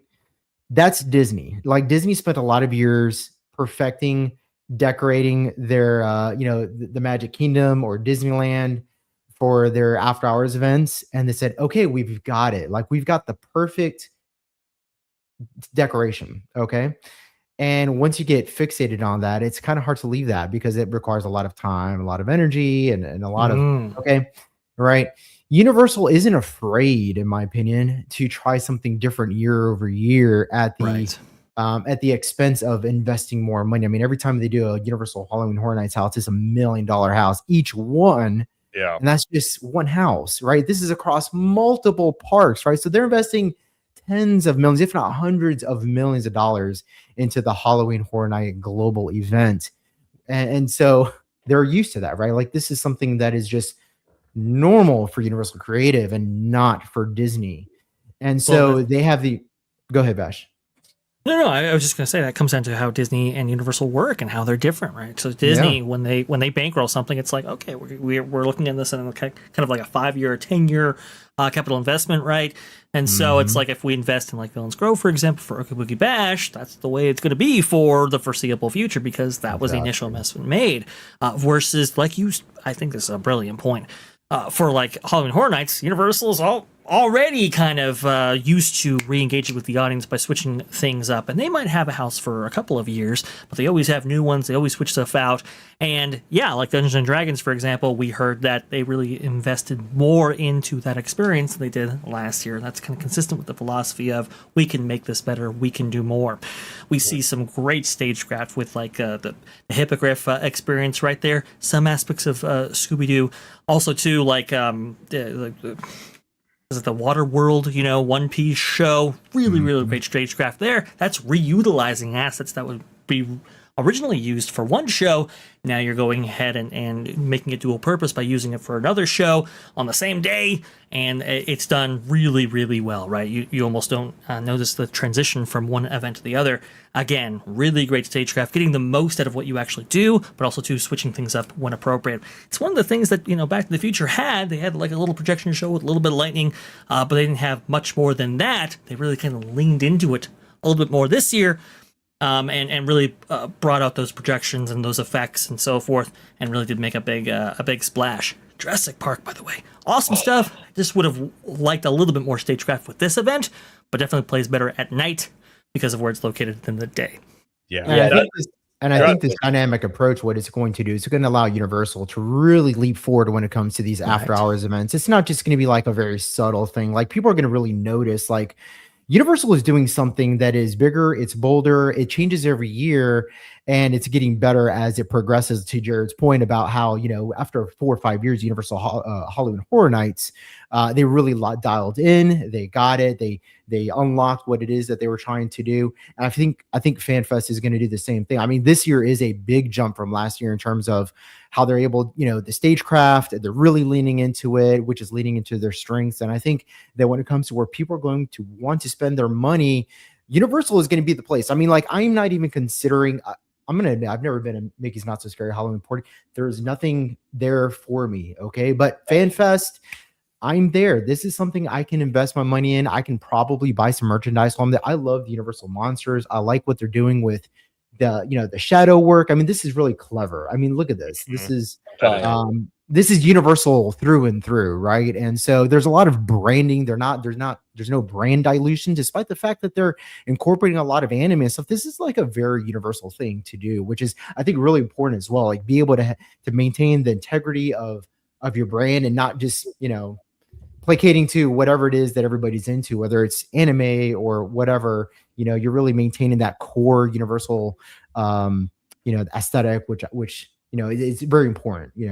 So yeah.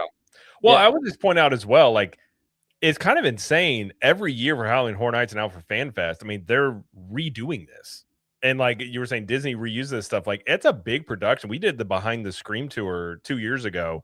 And all the work that goes into those houses and the detail that most people will never see. And really, every house has a story that you don't really pick up on, but they put in that work. Like, it's impressive on the level in which they do this stuff. And it's not easy to do.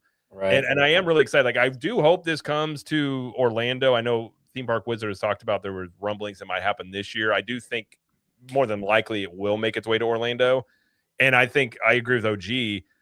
Doing the Disney after hours stuff, like Mickey's Not So Scary Halloween party, unless you have kids, it's probably just something, it's like, it's not going to appeal to a lot of people. Like, we've done it with our kids. We're going to do it this year with our kids and my brother's, family. But it's different than Universal because every year it's different. Like, you're getting something new every year. And I think it definitely has more repeatability and gives you a little bit more like excitement about these events. And I think they're only going to get better. I mean, they've already proven they can do it with Halloween Horror Nights. There's no reason to think they won't be able to do it on that same level for FanFest in the future. Oh yeah. No. Yeah.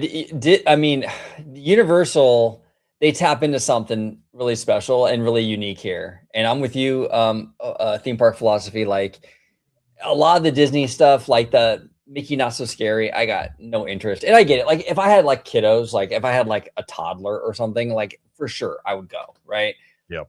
But I don't. So for me, this is more like what I would rather. I'd much rather spend my money on a FanFest or an HHN and go that route. Disney could do stuff like this though. I mean, they have these secondary parks, and I don't understand why they don't lean into that. You have DCA. You can get a little edgier with a DCA. You can do maybe like shout out to Mr. Webba, by the way. This is his idea. I don't want to take credit for it. But like Mr. Webba was saying, you can do like an Alien versus Predator maze at DCA. Now, obviously, you wouldn't have blood splatters or anything too crazy, but like a jump scare kind of thing, I mean, that's why you have a secondary gate, so you don't put it in Disneyland, right? Why build DCA if you're just gonna have the same kind of demo for both? You need to expand. So I would love like a little edgier for Oogie Boogie Bash and take some risks. I think this probably comes down to a company trying to gain market share. They're a little hungrier. Disney, and you've talked about before as well. You go to Disneyland, they have a 3 miles long. Like, they kind of feel like they can kind of do whatever, and people are going to flock to it. And so they don't have I guess you could just say they're not hungry in that way. They're on the top of it. So it's just like, well, why do we need to do these things? We don't have to. We don't have to spend this money because we're probably going to make the same amount of money no matter what we do, which is why I think competition is great, because if Universal continues to grow out in Hollywood, these events get better. It could force Disney to have to make some changes if Universal is completely dominating these after hours types of events. And so I think competition. I love it. Yeah. I think they're already evaluating, because like OG astutely pointed out right there, with his annual pass, he was able to get in here for $40. Now compare that to like something like Star Wars Night, for example, where the minimum is $159. You don't get a discount with annual pass.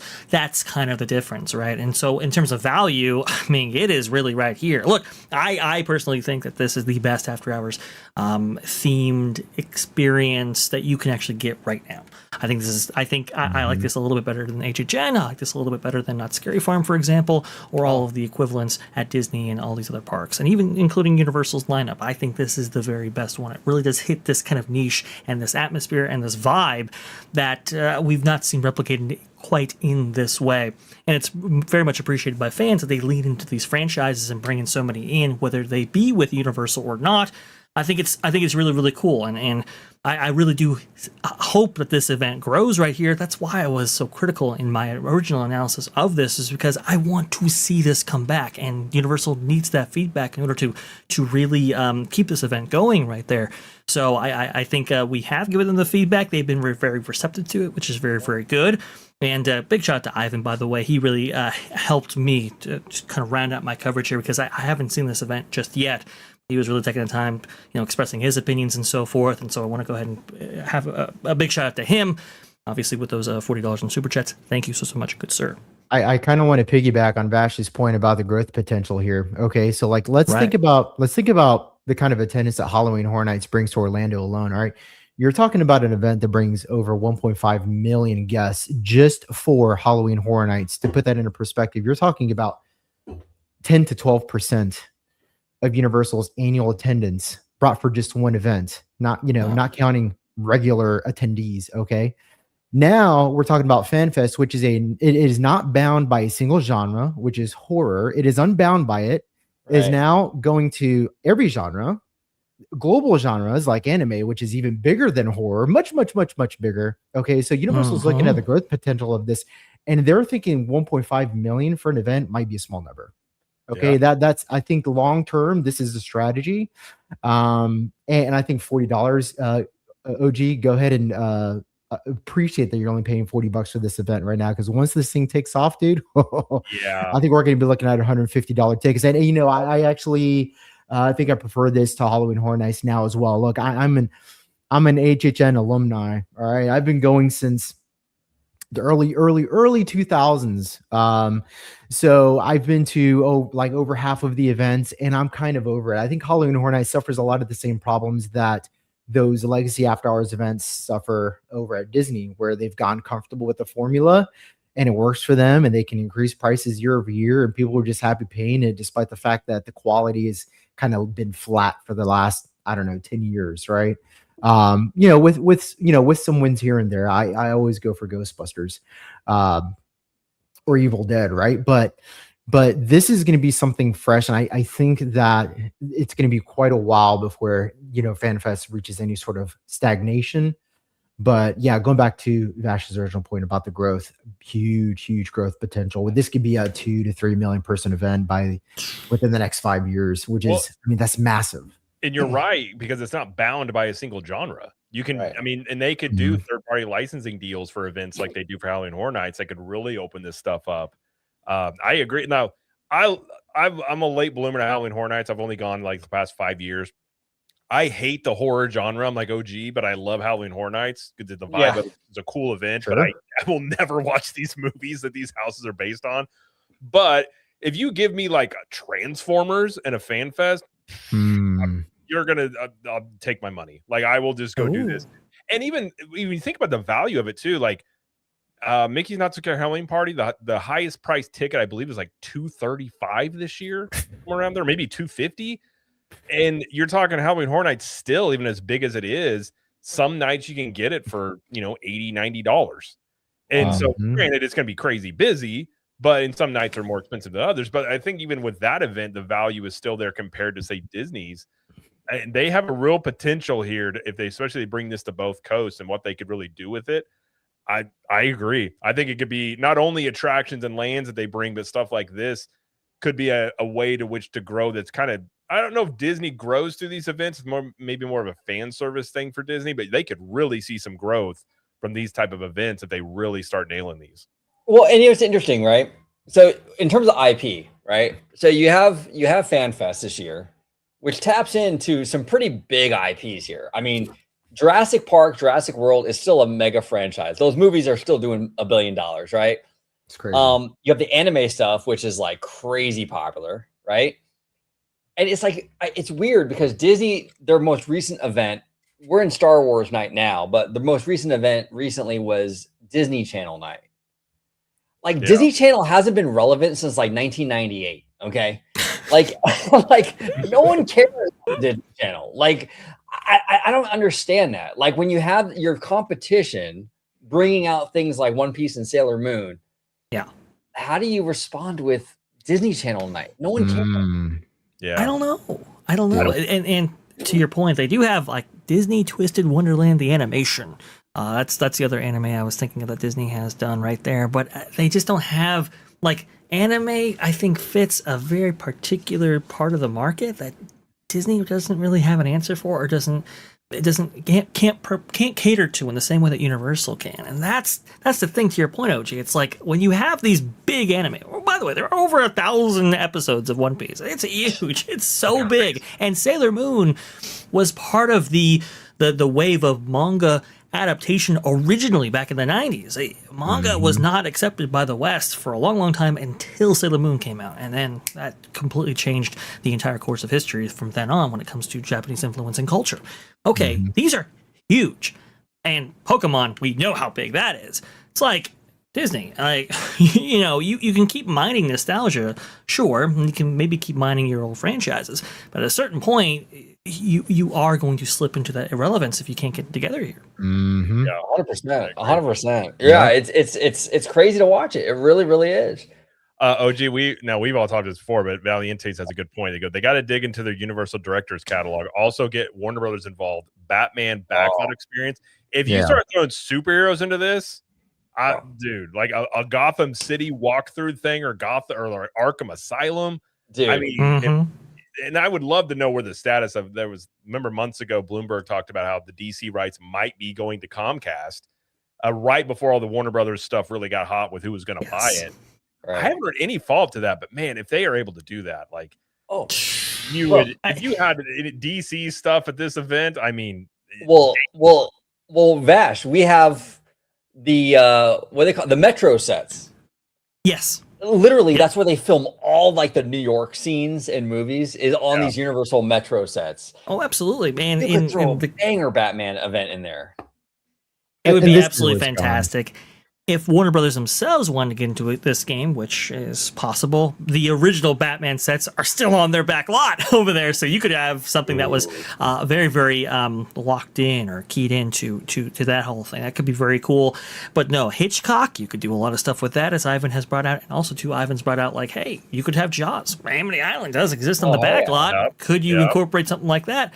I understand it'd be a little bit difficult because it's not necessarily for large gathering events, but you can see the potential right there, right? So, like, if you get in, and maybe Christopher Nolan, for example, he's doing work for Universal now, maybe you can incorporate some of his stuff. It's just endless. It's endless what this can actually turn into.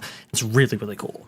Yeah, no, it absolutely is. And Universal right now has I'm assuming a great working relationship with Warner Brothers. The Scooby stuff is Warner Brothers.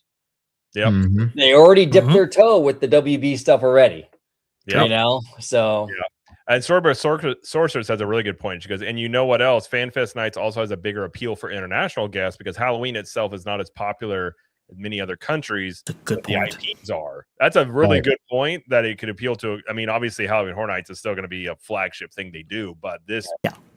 This thing opens you up to way more things that you could do. And that's the point I was making is it's not a niche. I mean, this is not limited by any sort of, this is all the genres, and Universal knows that. And it's only a matter of time before they have a backlot Batman experience, because the amount of people, one thing I was thinking about earlier today, I was thinking about how the weekend was successful at Halloween Horror Nights. They actually had it, I think, on both coasts now. I mean, the weekend is, they're massive, right? Like if you look at the top 10 artists of all time, they're somewhere in the top 10.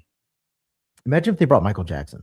Oh my man. Yeah. That's it. It's over. It's over. It's over, dude. Yeah. I mean, especially if you're bringing like a Moonwalker show with fireworks. I forget it, dude. You know how many Michael Jackson fans are out there that would come to this event dressed like Michael Jackson?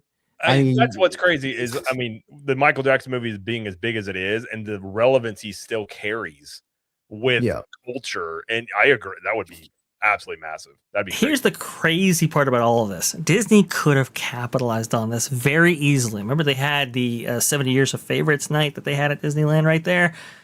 Well, in their archive, they have Captain EO, and they have the theater in Tomorrowland. What are you doing? Why couldn't you brought Captain EO for a limited time run as part of 70 Nights of Favorites? It's like, come on. You had it right there, Disney. On a silver platter.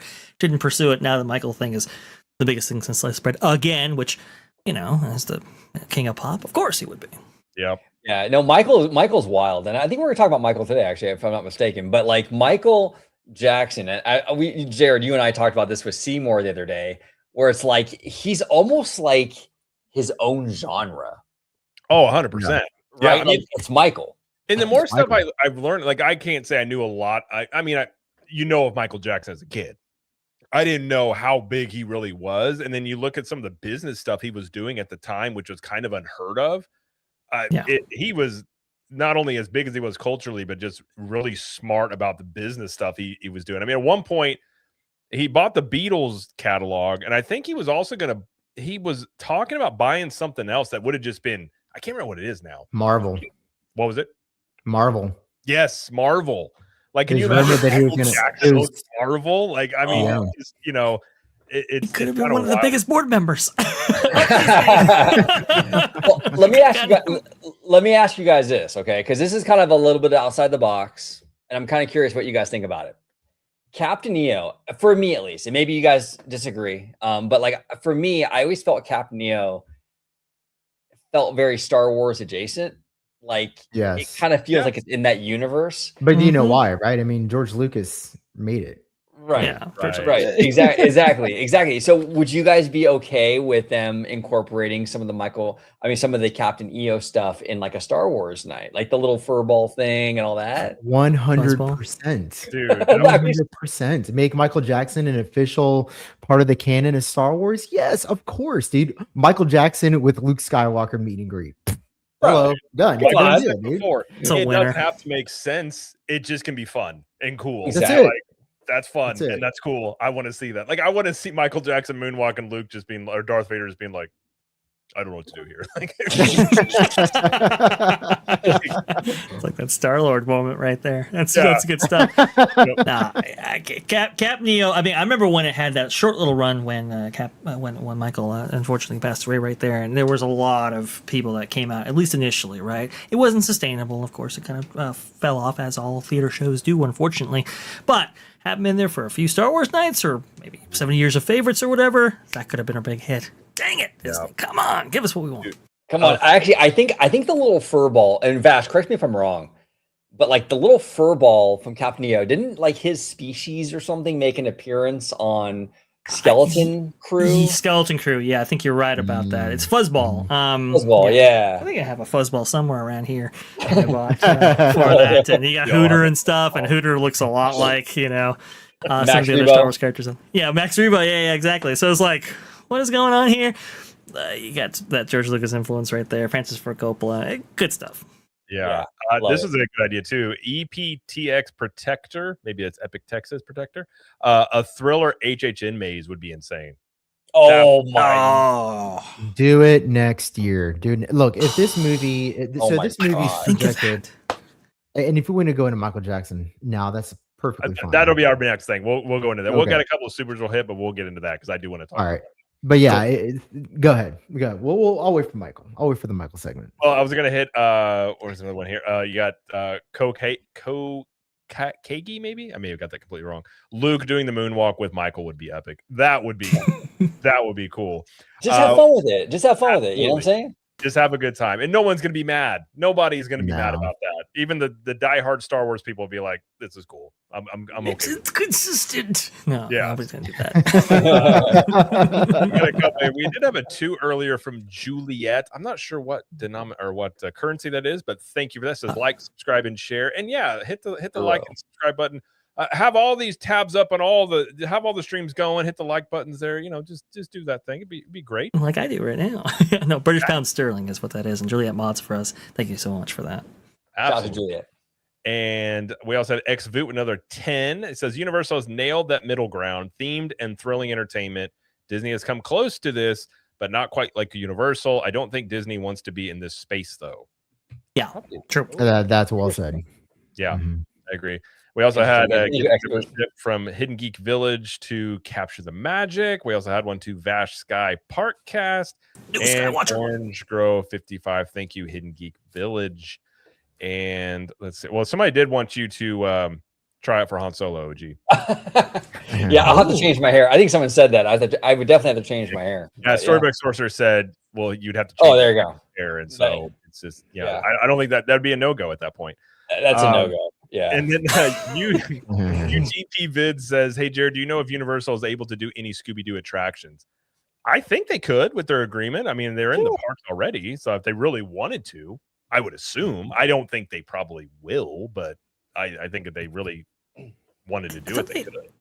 Did they have like a long-standing agreement with Hanna-Barbera or something like that they established for Universal Studios Florida back in the day, and that kind of carries over? The licensing stuff gets a little wonky when you look at the theme park for history. sure. Yeah, I'm not really sure where that lies, but I mean, if Scooby-Doo sees a resurgence, which is possible, I mean, you never know. Well, it was interesting. Speaking of that, when I was at FanFest the other night on the tram, our tram driver, I don't know, was telling us that there's actually going to be a new live action Scooby series coming out. Oh, which I didn't know. So that might give, I mean, depending on how popular that is, that might, interesting. I think McKenna Grace, who was in Star Wars, she's actually in a lot of things lately. I think she's going to be playing Daphne. Okay. So nice. Yeah, cool. We'll see how it goes. Yeah. Now, are you guys more Daphne guys or more Velma? Where are we standing with that?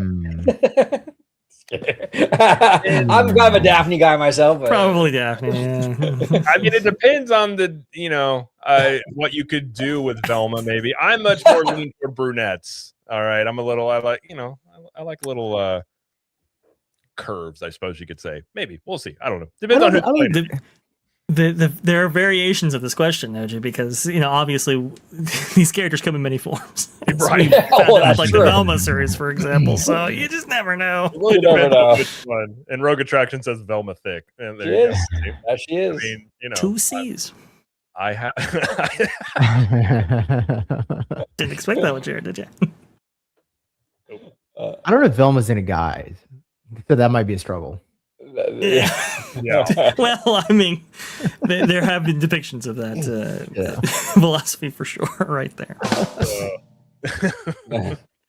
Fantastic. Oh man. All right. Well, let's go ahead and we'll talk about Michael Jackson here with the movie. I don't know if anybody predicted this. Like I said, I can't say I'm the biggest Michael Jackson fan ever, but the more I've, the obvious movie coming out had a lot of hype about it. It is opened at over $218 million worldwide, which is pretty massive for a biopic, especially, which is, I don't know if it's a resurgence or just a more people, feeling open and recognizing how great Michael was and all this stuff like that. But what are your guys' thoughts on the movie, how it's performing? Have you guys seen it? I haven't seen it yet. I do want to go see it. And do you think, and I think Theme Park Philosophy brought this up about potential, which we kind of already discussed, like theme park impacts off of this, because obviously he's been in theme parks, throughout the years. Do we see any more off of this? And likely there's rumors of a sequel to this, so we may be getting more Michael Jackson in the future. Yeah, I think this was a big, I don't want to say wake up call, because I feel like Michael's always been popular, but I think Hollywood sometimes gets a little like Hollywood sometimes needs reminding, Yeah. I think Michael is going to be a big deal for a little while now. I think his songs on Spotify right now have seen a huge resurgence. The dude Michael Jackson is an absolute legend. Okay. I mean, this guy is a 1 in a bajillion human being. Yep. So I love to see it. I heard the movie's really good, even though the critics don't like it, but usually when the critics don't like it, that usually means it's a great movie. So, right. Like if you release a movie and critics hate it, you're like, yes, okay. But if critics love it, you're like, oh no, this is terrible news. No. So yeah, I'm all about Michael Jackson. I'm really glad to see this. I think it's great. We'll see how maybe it'll make $1 billion. Hopefully. Oppenheimer did, and Oppenheimer opened less. I think Oppenheimer opened at like 90 million on its opening weekend, and it had legs. So. Biopics making $1 billion seems crazy, but we've already seen it before. This one definitely could do it. The word of mouth seems really good. Like, I plan on going to see it this next week. A lot of it from word of mouth. I've talked to 3 people that saw it, and they're like, it's great. Like, the whole theater is singing along with it. They said it's kind of more of a, not like, how Marvel had that Marvel experience where people were reacting to it. He said it was similar to that. It was like people in the theater felt like they were part of the experience. I think that potentially could be kind of cool. That's cool. That's which really, is really cool. which is fantastic. I mean, that's what you want from a theater experience, and that's why I think in some respects it's really important to maintain the integrity of the theater experience, because it's just that kind of collective community thing that you just simply can't get in the same way on streaming.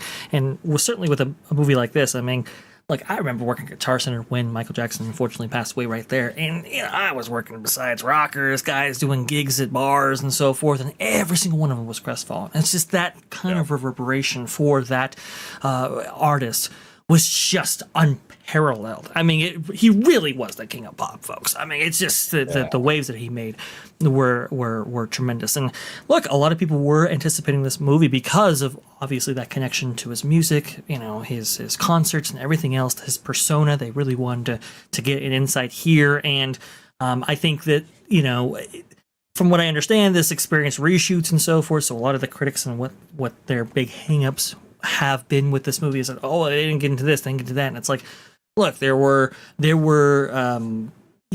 done with the family, with the estate, and obviously they had some things that happened in which they mandated reshoots, and so some of that stuff wound up on the cutting room floor. Hopefully we see that maybe in future iterations there. But at the same time, to have the critics get this so wrong initially, I thought was really frankly, I think it exposed them in a big way, because clearly this film was not like the 24% or whatever that it debuted with Rotten Tomatoes. Obviously, this film was seen in a much different light amongst the fans, and also to just average cinema goers. And so that kind of disconnect right there, that chasm that was created, unfortunately was really destructive for this movie, because now when you look at Oscar contention and so forth, and when you look at the award circuit, it's like, well, do you give this to something that didn't resonate with the critics on that level right there? I think that affects it a little bit right there, which is unfair, because obviously for the fans and for moviegoers, they really did resonate with this. So I think that has to be addressed a little bit right there. But overall, this is a phenomenal performance for a biopic. Absolutely insane. We did see some big numbers associated with like Bohemian Rhapsody, for example, back in the day. Right, but again, that was, pre-COVID. Post-COVID, very few things hit. This one hit big, and great job for everybody involved right here with producing something that I think regular audiences really did connect with. Yeah, no, absolutely. And Michael, it was, like I said before, like a one of a kind kind of guy, and I've always felt bad for him, because I feel like because he was very different, he was a target for like a lot of these baseless accusations against him and stuff.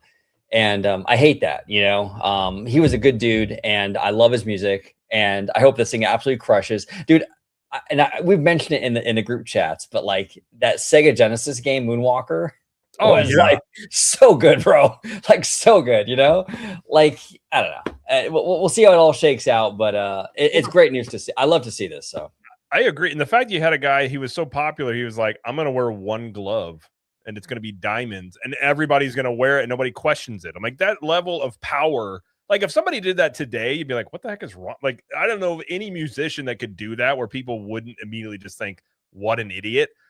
Michael Jackson just wears one glove and it's diamond, and diamond socks are just like, I'm gonna wear that too. Like the impact was pretty crazy. But Philosophy, I know you've got some thoughts on this. What are your thoughts on? Well, I think Orange Grove is right. I think this is a Michael Jackson resurgence that we're seeing, and it's not just in the box office numbers. It's actually in the streaming numbers as well. He's actually hit over 74 million listeners on Spotify. Again, Spotify is the only streaming service that actually counts its listeners for its artists. But they expected to show up to 85 to 90 million. So he's going to be right under the top 10 living artists now. Mind you, he's been dead for almost 20 years. But cumulatively, like if you were to count all the platforms that he's streaming on right now, iTunes, YouTube Music, Pandora, all those, I think he might be the top listened artist in the world right now. Again, which is insane. Yeah. That'd be like, I don't know, man. I mean, that's just crazy. Like an artist that died 20 years, somebody who was relevant 40 years ago. Okay, what is that like? Like Elvis, that's like music from 1939 being the biggest music in the time that Thriller came out. Yeah. What? Only Michael Jackson can pull something like that off. Now, in terms of, bring it all back to theme parks, because this is theme parking. Obviously, whether this comes back to theme parks in some capacity is really going to be contingent on the performance of how this movie does. But I think this is more than just a blip in terms of resurgence. I think this is like his exoneration tour. Yeah. There's been that way. Yeah. Yeah, I mean, there's just been so much that has come out about Hollywood and their perversions, and to get a little dark here. There's been so much that we've learned about how Hollywood operates underground with like these pedophile syndicates and how they're connected to Epstein and all this, and we have a much clearer picture of what actually happened with Michael Jackson, and we weren't. See, back in the 90s, when the media controlled 100% of the narrative, everybody got swooned. Everybody got duped. It was very easy for everybody to just fall in line with the narrative. This is 2026, and the media doesn't control the narrative like they used to. We have a lot of alternate journalists, and we have the benefit of hindsight is 2020, right? So we have the benefit of hindsight as well. And so I don't think Disney would ever touch this again. And I'm not sure why, but I think that would be considered a loss, in my opinion. I think that there are more people now that look at Michael Jackson as being innocent and potentially even murdered by the music industry. I'm not saying that's what happened, but I'm saying that that's what it looks like from my perspective. It did happen, but I'm also not saying that didn't happen. Yeah. I mean, that's a bold statement again. I think that's what it looks like. But I think that if Universal were to jump on this, provided that the movie performs well, which it's projected to hit $400 million by its second weekend, we'll see if it hits that. Man.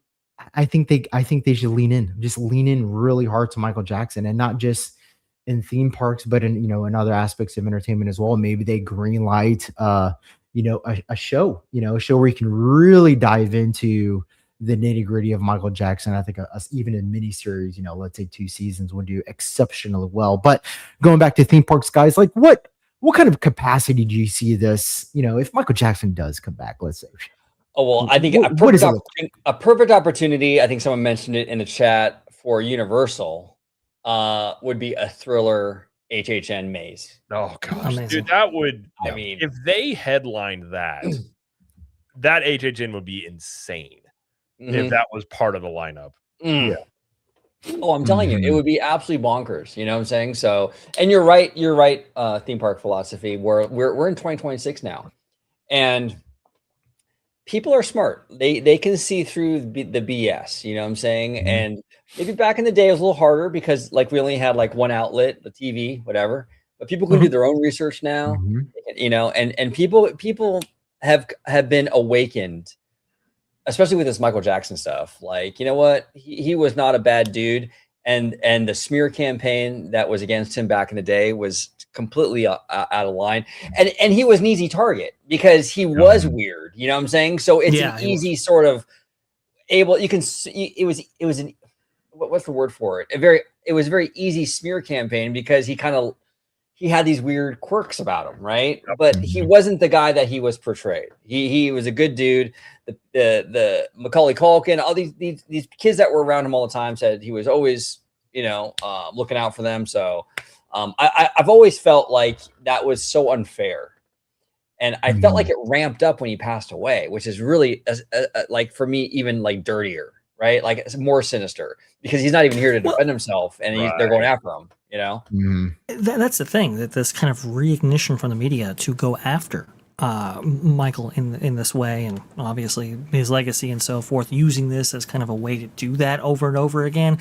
It's just been really, really bad. I've seen that from the trades and so forth. I don't want to call out any particular outlets, but I just see this over and over again, where it's like, oh, the Michael movie, this and all of that, and it's all pointed in kind of this negative light. And it's like, really? You're just not going to let this go. You're just going to keep going on with this. I mean, you certainly didn't critique maybe some Hollywood industry executives and so forth that should have been critiqued at the time. You let that stuff fly, even though even though everybody knew it was going on, but you just took the target to Michael, and you're still laying into him. And I think that affects a lot of the reviews and so forth for this, which is a real shame. You really should be, if you're critiquing a film, it really should be contained within that film and what's being presented, not this kind of outside stuff, this outside bias. But unfortunately, that's just what we're seeing.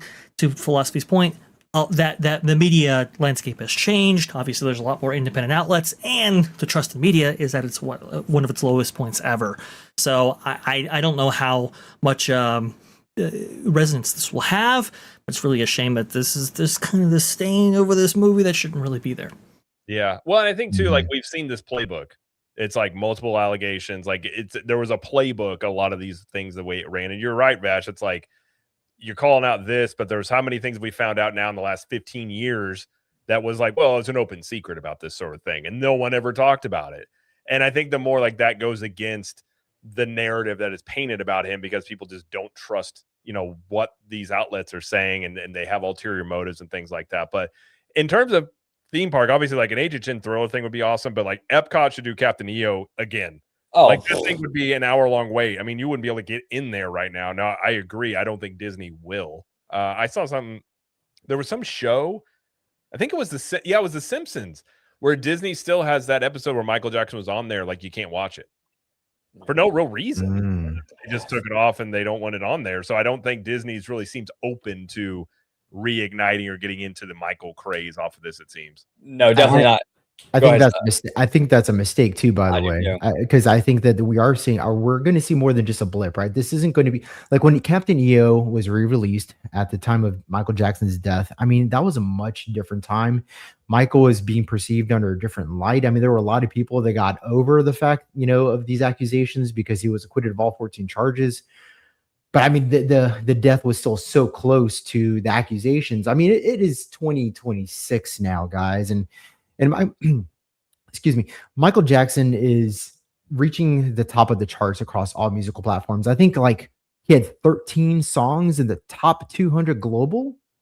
Yeah, that's on so in the world, with all the countries and the songs they produce, he had 13 songs in the top 200. Dude, that's crazy numbers. So, anyways, Universal Studios, Disney, if they're smart, I think they would be looking at ways to incorporate Michael Jackson into your parks. It's a money-making machine.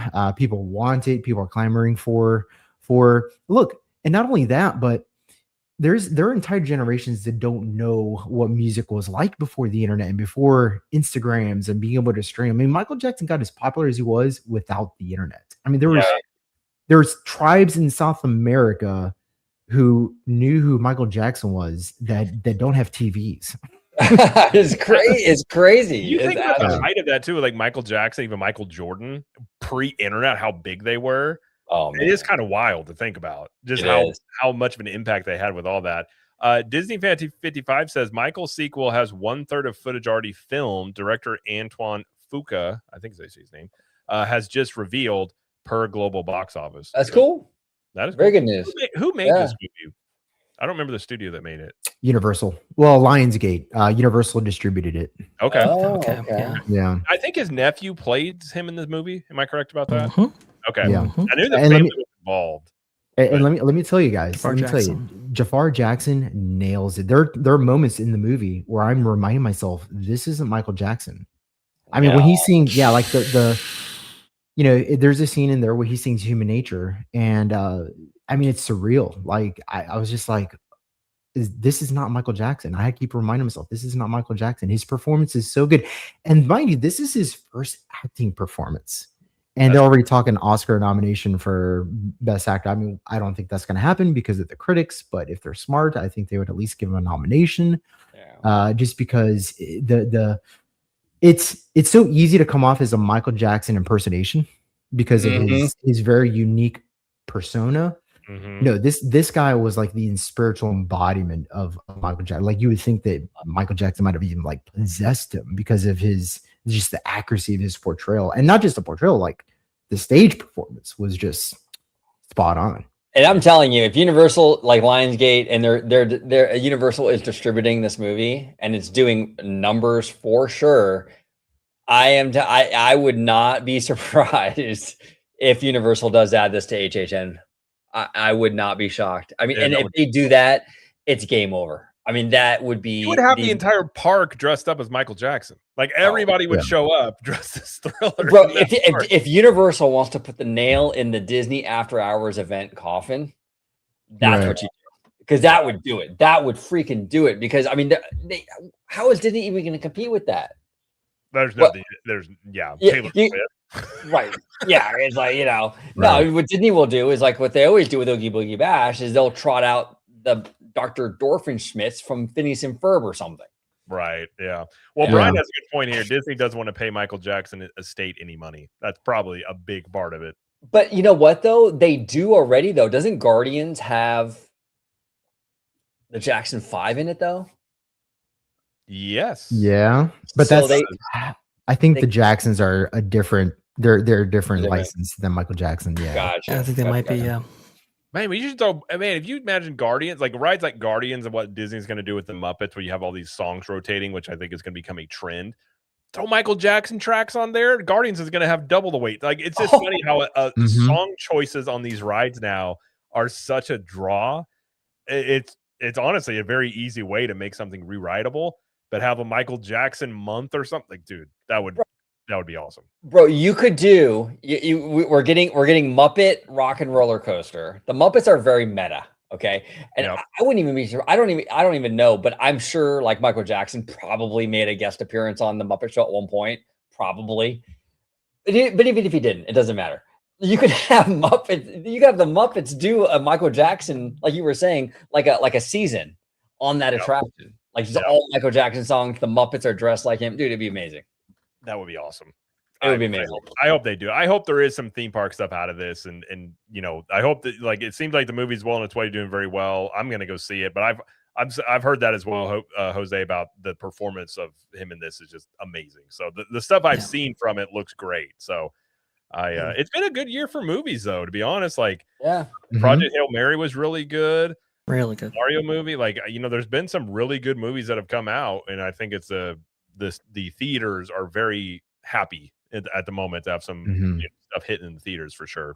If I were theaters, I would make a bid to get rid of critic ratings because they don't do theatrical performances any favor, and I don't think anybody even really cares. Like if critic ratings went away tomorrow and all we had was Cinema Score, and which I prefer anyways because I think Cinema Score is a more honest a feedback mechanism for what people think of movies because they're getting out of the theater experiences from regular people. I think that you would actually see theatrical performances skyrocket to the moon.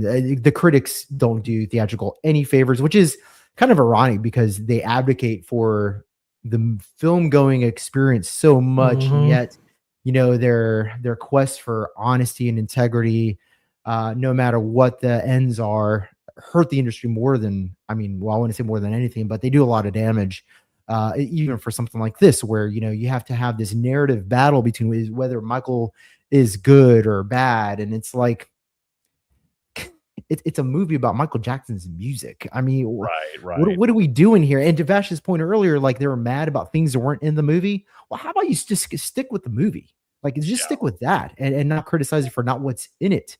Not to mention the fact that, there really weren't any allegations until 1993, and this movie only goes up to bad, which is in 1988. So, like, what are the critics even talking about? Yeah. So, I digress. I think that, if I were the studios, I would get the critics the hell away from movies. Maybe give them their own spot in the corner, in a dark corner, but they shouldn't be anything that put them in the shed. Put them in the shed, but there really shouldn't be anything that people base whether they're going to go see a movie on or not. Well, that's a good question. We talked about this on Seymour's video the other night, OG. Like, did they have any impact on you guys? I'm curious about the chat too. Like, does anybody even give credence? Because personally, I don't. Like, I don't really like YouTube critics that I enjoy. Like, I think that's different though, because it's much more of like a fan perspective, in many ways. Right. But like, just the traditional critic, kind of to our point about Galaxy's Edge, they're just not fun. Like anything that seems fun, they're like, this is not up to my. And it's like, shut up, just have fun. Like, not every movie has to be Schindler's List. Like, you can just have a movie that exists about Mario. Like, was it the deepest movie ever? No, but neither are the games. Like, it is what it is. But I personally don't give any credence to critics, at least the traditional ones.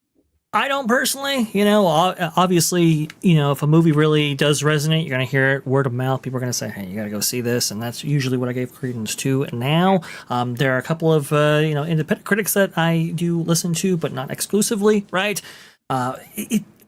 Unfortunately, there is so much of a wider intelligentsia out there that do defer to critics heavily. And I do agree with theme park philosophy when you're looking at cinema score, right? That's a really interesting metric to actually use in order to graft at the legs of something like that and whether or not a word of mouth is actually going to take place. And yeah, that's definitely something that we should give more credence on. And I do recognize that box office watchers do, and which is really, really good. But I'll take it out of the movie context for just a second. But if you look at like the games context, for example, right, with the release of Crimson Desert recently, when it was released, I think IGN gave it a 6 right there. Pearl Abyss's stock developers of that game dropped by 30%, just based on what those initial critic reviews only. Now it has bounced up back because Pearl Abyss took that feedback. They gave fans what they want. They had a series of patches that actually came out. Now you have, the critics that gave it those low scores saying, maybe we need to reevaluate our positions. But in that case right there, the stock went down by a huge degree. That's the kind of effect that these things can have. I think there is a responsibility to the people who work on these things, the people who are involved in it. If you're attached to Michael Jackson in some way, maybe you're not like a lead actor, or maybe you're like a lighting technician, gaffer, or whatever. Maybe you're thinking, hey, if we get a sequel, maybe we get, more work out of this. Hollywood certainly needs it and so forth. Well, wouldn't that be impacting just a little bit if you saw a 24% score on Rotten Tomatoes? I mean, these are people's lives affected by this and affected by this decision making as penned out by these critics. And I don't like the effect that they have. I don't give them much credence, but a lot of people do, and that's kind of the worry there. Yeah, no, it's unfortunate. If there's a movie out there that you're interested in, go see it, because absolutely a lot of times the critics they may mean well, right? But like they're looking at these films through a very textbook, like film school kind of perspective, which is fine. Nothing wrong with that. But like when you go and see it, you're not going to watch it through that same lens.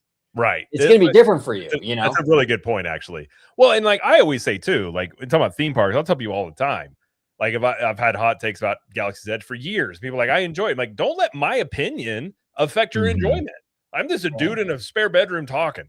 Like if you agree with me, great. If you don't, hey, that's great. Like I just think it's a lot of times these critics get upset, if it seems at least, that if their opinion's given and people don't agree with it, they get kind of mad. I'm like, if you love something, don't let anybody persuade you not to like it or not go see it. Like, and I listen to people all the time, but I don't agree with them, but I don't get mad about it. I'm just like, well, different opinion. Like there's some people that think Interstellar's great and other people think it's terrible.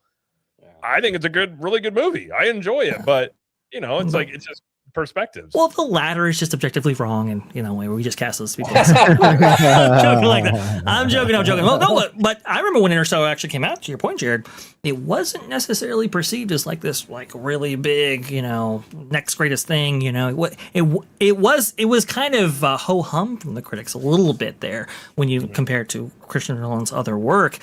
That was really interesting because now, 10 years later, past that point, right, people think of that film very, very differently. They think it's like, it really is a masterpiece. I always thought it was, but hey, a lot of the critics, they didn't initially jump on board. So that kind of perception, right, certainly affects maybe the greater picture that people are trying to make in their minds surrounding an individual picture. Yeah, I agree. Absolutely. Robert Polk says, a spare bedroom with a lot of toys. These are collectibles, okay? A lot of them are popcorn buckets. Some are toys, okay? But you're not wrong. You're not wrong. Right. The last thing we're going to hit here real quick is I want to talk about this facial recognition scanning starting in Disneyland. Now, from my perspective, this isn't really new because Universal's been doing this. Now, I don't know if they do this in Hollywood, but they've been doing facial recognition to get into Universal for quite a while. And it works pretty seamlessly. But this article does bring up the fact that it's something you don't really think about. I'll be honest, I didn't necessarily give it a ton of thought the first time I ever used it. And I think a lot of people fall into that, which is the privacy concerns with this and what with this data of your biometric information, as this becomes more prevalent of places, not only theme parks, using your face to tie you to an online identity. What happens with that information? And in my opinion, it's not an if, but a when these things are hacked. What is the possibility? Well, what could happen from this? And I think this is something, it's a good conversation to have because I'm not necessarily against this, but I think there are things that need to be talked about and have concerns about, especially with, Anthropic has this new AI where they're not unleashing it yet because apparently it puts all of the infrastructure of the world apparently in danger because it can hack it all. So this stuff is going to get crazy. I think it's called like Mystic or Mythic. I can't remember exactly what it's called, but they're actually keeping it under lock and key for now because they basically said it can hack any system in the world. So what would happen though if, let's say Disneyland, this stuff gets hacked? I mean, you get in some strange territory with this just to get into a theme park. You do, but here's my thing, and I agree with that. I do, but I agree with all of that. Where like they have a smorgasbord of data with the facial recognition. My thing with the whole privacy issue at this point, that ship has sailed at this point. Like through the Disneyland app, you're tracking me through the whole park all day long, where I eat, what I do, what ride I'm on at any given moment, my address, my credit card information. I mean, they already have so much of it that it's almost like at this point, I don't know. That's where I'm at with it. Like, it's not like we're starting from zero, is what I'm trying to say. Like they already have all your data and they're tracking you all day long anyway. And now they can take a picture of your face. I don't know. For me, I'm like, eh. Well, and like your face has probably been scanned in stores. I mean, you're not wrong at all about this. Like it may be too late to have this discussion about facial recognition of that data because, whether it's governments or there's even new cars that they just have a new law where it's going to read your face in a car that could shut it down or something. You get into really weird territory. And I always point to, I believe Disney had a patent for this years ago where they would track your foot, like your feet, and they could see where you go throughout a park by just tracking your feet alone. So this isn't really anything new, but you bring a valid point. I mean, they already have all your information essentially if you're going to the theme parks, especially consistently. Yeah, they have all your info. Go ahead, Vash. Well, no, I think from my vantage, I think Disney, they filed a permit in order to change out these turnstiles, I believe back in 2024, if I'm not mistaken, right there, for the tune of about $4.8 million. You do not make an investment that large for the entrance turnstiles of your park unless you are looking to reap maybe monetary benefits on the back end. I think in this case, it was to lighten the load when it came to cast members that they actually needed to man these individual positions at the front of these parks. Obviously, there are efficiencies surrounding that, of course, and maybe speed might be one of them, but mainly it is labor. So I don't prefer that. Obviously, I like to have everybody keep their jobs, but c'est la vie. We're going to go ahead and implement AI or maybe new emerging technologies. Fair game. But, while Universal, I think, has used biometric data, obviously, with face printing when it comes to the entrance of their parks in that resort out there in Florida for a while. And Disney has done some biometric stuff when it comes to fingerprints and attaching it to your emission media out there in Florida. We really haven't seen a lot of those things come their way to California. One of the reasons is because California has a little bit more robust consumer privacy and protection laws in place in order to maybe prevent data harvesting and so forth, and to control some of those privacy and security concerns for consumers. I think that's kind of slowed it up from the big rollout right there, which I think is very, very interesting in how that whole thing has gone about the two different coasts. And that's why I think the LA Times is writing an article about this. Even though this has existed, it's never really existed with Disney in California. And I think the cultural shift there is what people maybe are reacting to, because this is just something that we haven't really seen. Also, too, well, I think the other thing brought out in the LA Times article anyway that you brought up so eloquently, Jared, right there, the concern about kids and having kids information right there. That's another thing that's like, okay, well, maybe I'm okay for me. What about my child? And how is this data actually going to be used by this company? I think that's the kind of growing conversation right there. We've seen a patent from Universal actually very recently about how they could actually use maybe a profile that they actually established for you in conjunction with machine learning and a couple of other tools and sensors and so forth to, look at line cutting, behavioral disruptions, right, drunkenness and disorderly conduct and all those kind of things and detecting those. And it's a little bit concerning from that end. When is crazy when you actually start digging into that thing and what it might be able to do. To say it might be concerning is probably an understatement of what they might be able to track in those parks. Right. Yeah. No, yes. Yeah. And so you have to really examine these things, right? And you kind of have to say, like, okay, well, I don't know, maybe how are we going to go ahead and use these things that we obviously know the Epic universe, right? And is maybe using those in creative ways to really create a face print of you, to have you attached on a profile, maybe with your admission media, maybe not. But you have this kind of seamless entry that they have for their parks that includes Epic Universe, but maybe that extends out to the portals. And so we've seen now the mechanisms in place that Epic Universe was built with initially, right? To have these kind of demarcation areas in which they set up these scanners at these portals, right? Scan your face and now you get access to that portal beyond. Mm-hmm. Now, we haven't really seen really a reason that it would be used for capacity concerns, but that's what Universal's saying now. My thing is, well, that could open up the possibility of, hey, maybe you purchase a day at Epic Universe, but after a certain point, maybe at 6 p.m., maybe you open up Celestial Park and you have this barrier to entry for the portals themselves restricted to those people who have paid for it. That's one way that you could use that. Other way is maybe annual passes, right? If you do allow for annual pass holders to actually be in your park, maybe you reserve the portals when they're over capacity to people who have maybe paid for that day. And maybe you exclude annual pass holders in that context. There's a lot of things that you can do with this. And I'm not saying that, it's necessarily bad. It's just when you have these privacy concerns that are out there, especially in that California culture, it's just a little bit different. Yeah, anytime you go on a website out here in California, you get the notice on the bottom, like the California privacy. Oh yeah, something or other. Do you accept it? Whatever. It's every website. They all have it. I'm aware. I still do some, but I've built websites over the years, and you have to follow these California guidelines on those. It's always an extra little step on those things for sure. Yeah. Now I do want to bring up one thing though, and I know this is on topic, but kind of off topic. I'm a little disappointed in Universal with the whole portal thing. And the reason being is because from what I'm hearing, the reason why they're doing this is because the restaurants are not really filling up in Celestial Park like they were hoping, right? Mm-hmm. Mm-hmm. Now, the reason being for that is because they don't have annual passes and they can't fill the park to capacity because of the lack of, the attractions. Yeah. Mm-hmm. So I feel like instead of fixing the core problem, they're addressing the symptom. Like, you know what I'm saying? Like, it's like the doctor, you go to the doctor and you're like, I have a severe headache. Oh, we'll give you Advil, but you might have like an aneurysm, right? You're not addressing the actual problem, right? Oh, by the way, I've got a headache out there. Yeah, right.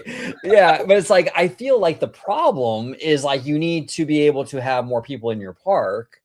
And so the capacity is the issue. Yeah.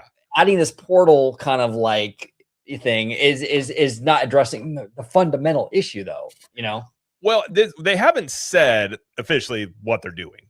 So this is all they're testing. And so this is all theoretical. I mean, it's been a long-standing rumor that there would be an open Celestial Park concept potentially. I think there is credence to it, obviously, because they're testing it, but you're also coming up on the 1 year mark of Epic being open. And so you've seen ever since Epic's been open, almost, at least 20% growth in revenue. The past 2 quarters, 24%.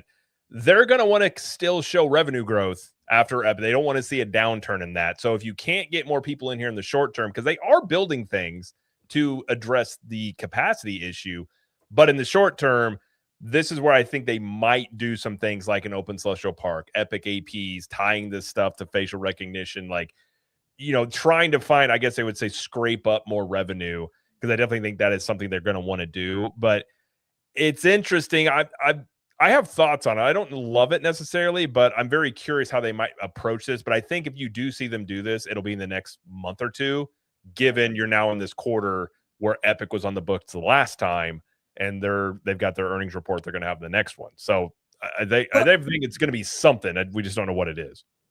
The other thing, which by the way, we had a pro raid just recently right here. It looks like the WWE Pro redirected to our program, so thank you so much for coming in. The water's warm. Welcome on in here. But to OG's point, this is an interesting idea. I do partially agree with your analysis.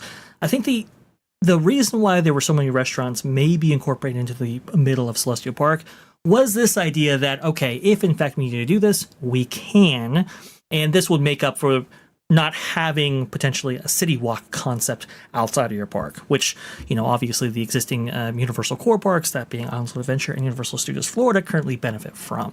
So I think that might have been the idea there. And look, I mean, honestly, what would Epcot look like if they did a similar concept, right? With the Back of World Showcase right there, that might be pretty interesting, might be pretty cool. So I think utilizing technology and what it affords you to really kind of do some out of the box thinking, I think might be a good thing. I don't know if it's going to work with Epic Universe because, like you said, OG, there's a lot of problems with how that park has been operating currently, right? I do think there are more things that they should be doing to address those concerns before maybe opening this thing up to the wider public. And perhaps they are doing that. To Jared's point, we don't actually know what they're doing. They're just saying, hey, we have the ability to close off these portals if we need to. So it's interesting. I think they'll probably do something. If you look in the app, they've had that virtual line icon popping up sometimes too, which was a big rumor before Epic opened that they might have essentially the virtual line to get into these lands and these portals.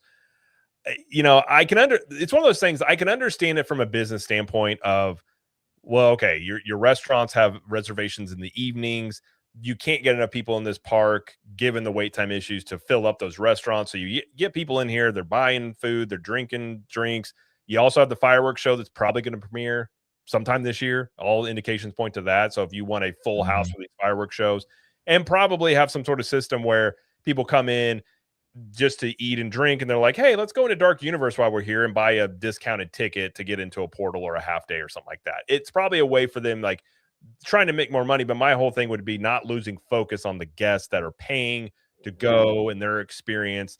And so it's a delicate balancing act you would have to do if you do go this route. I don't know if they do the Epic APs. I think there's a very good chance you see this open Celestial Park concept, what you were saying, Vash. I think it's a pretty good possibility. But if you do this and the Epic APs on top of the issues you already have in this park, that it could blow up in their face. Undoubtedly. Yeah. How they go about this. And it would be cool if they prioritize APs, right? Because APs, obviously it's a paying guest still, even though they're maybe paying by year, not by day. A lot of annual pass holders out in Florida are really anticipating getting Epic Universe, right? And I don't think people are really attached too fondly to the idea that you would have this whole park be barred by a reservation system that would be put in place. I think a lot of the feedback that they got via those surveys that they recently published, I think they saw that. So restricting access to individual portals, I think, is a nice kind of nuanced way of doing this. You have to have capacity constraints of some kind. There's no question about it, especially for how underbuilt Epic currently is. But can we do things in a way that doesn't feel so exclusionary, like is currently afforded to annual pass holders actually in Disneyland? Ironically enough, maybe that's the way to go. Yeah. Absolutely. I do want to circle back, and then this is like totally off the beaten path here, but I'm going to go on a little bit of a side quest here. We never do that here. What are you talking about? Never. Wait a minute. Program. One thing that I forgot to mention actually with the FanFest thing is that the Universal did a great job with the City Walk integration into FanFest. Tommy and we actually ate at the MDC Bar and Grill that day. We went to FanFest, and they actually had food themed to One Piece there. Oh, nice. And it was actually really, really good. I got some like burger without the buns. I don't know if it was like a carnivore, like keto thing or something. I don't know. It came with no buns. Whatever. Probably would be carnivore or keto. Yeah, that sounds like it. Yeah, but it was great, dude. But anyway, and then Voodoo Donuts also had some like Scooby-Doo themed donuts and stuff like that. So I thought that integration into the City Walk portion of like, Universal was really, really cool. And the food was fantastic. I had the Voodoo Donuts, which were great. And then I also had that hamburger thing at NBC Grill, which was also really, really good. So shout out to Universal for that. I like the integration into the City Walk. I wasn't expecting City Walk to kind of get in on the Fan Fest thing, and they did. That is cool though. I would wonder. Yeah, I don't love Orlando's City Walk. It's okay. I think some of the new stuff coming will be like that Luke Combs bar they're putting in, Five Guys. Like I think there's going to be some stuff coming in that is better potentially. But it would be interesting if they did Fan Fest in Orlando if it also went into City Walk, which would be kind of a cool. Which they've done that before. They've toyed with that with Mardi Gras before.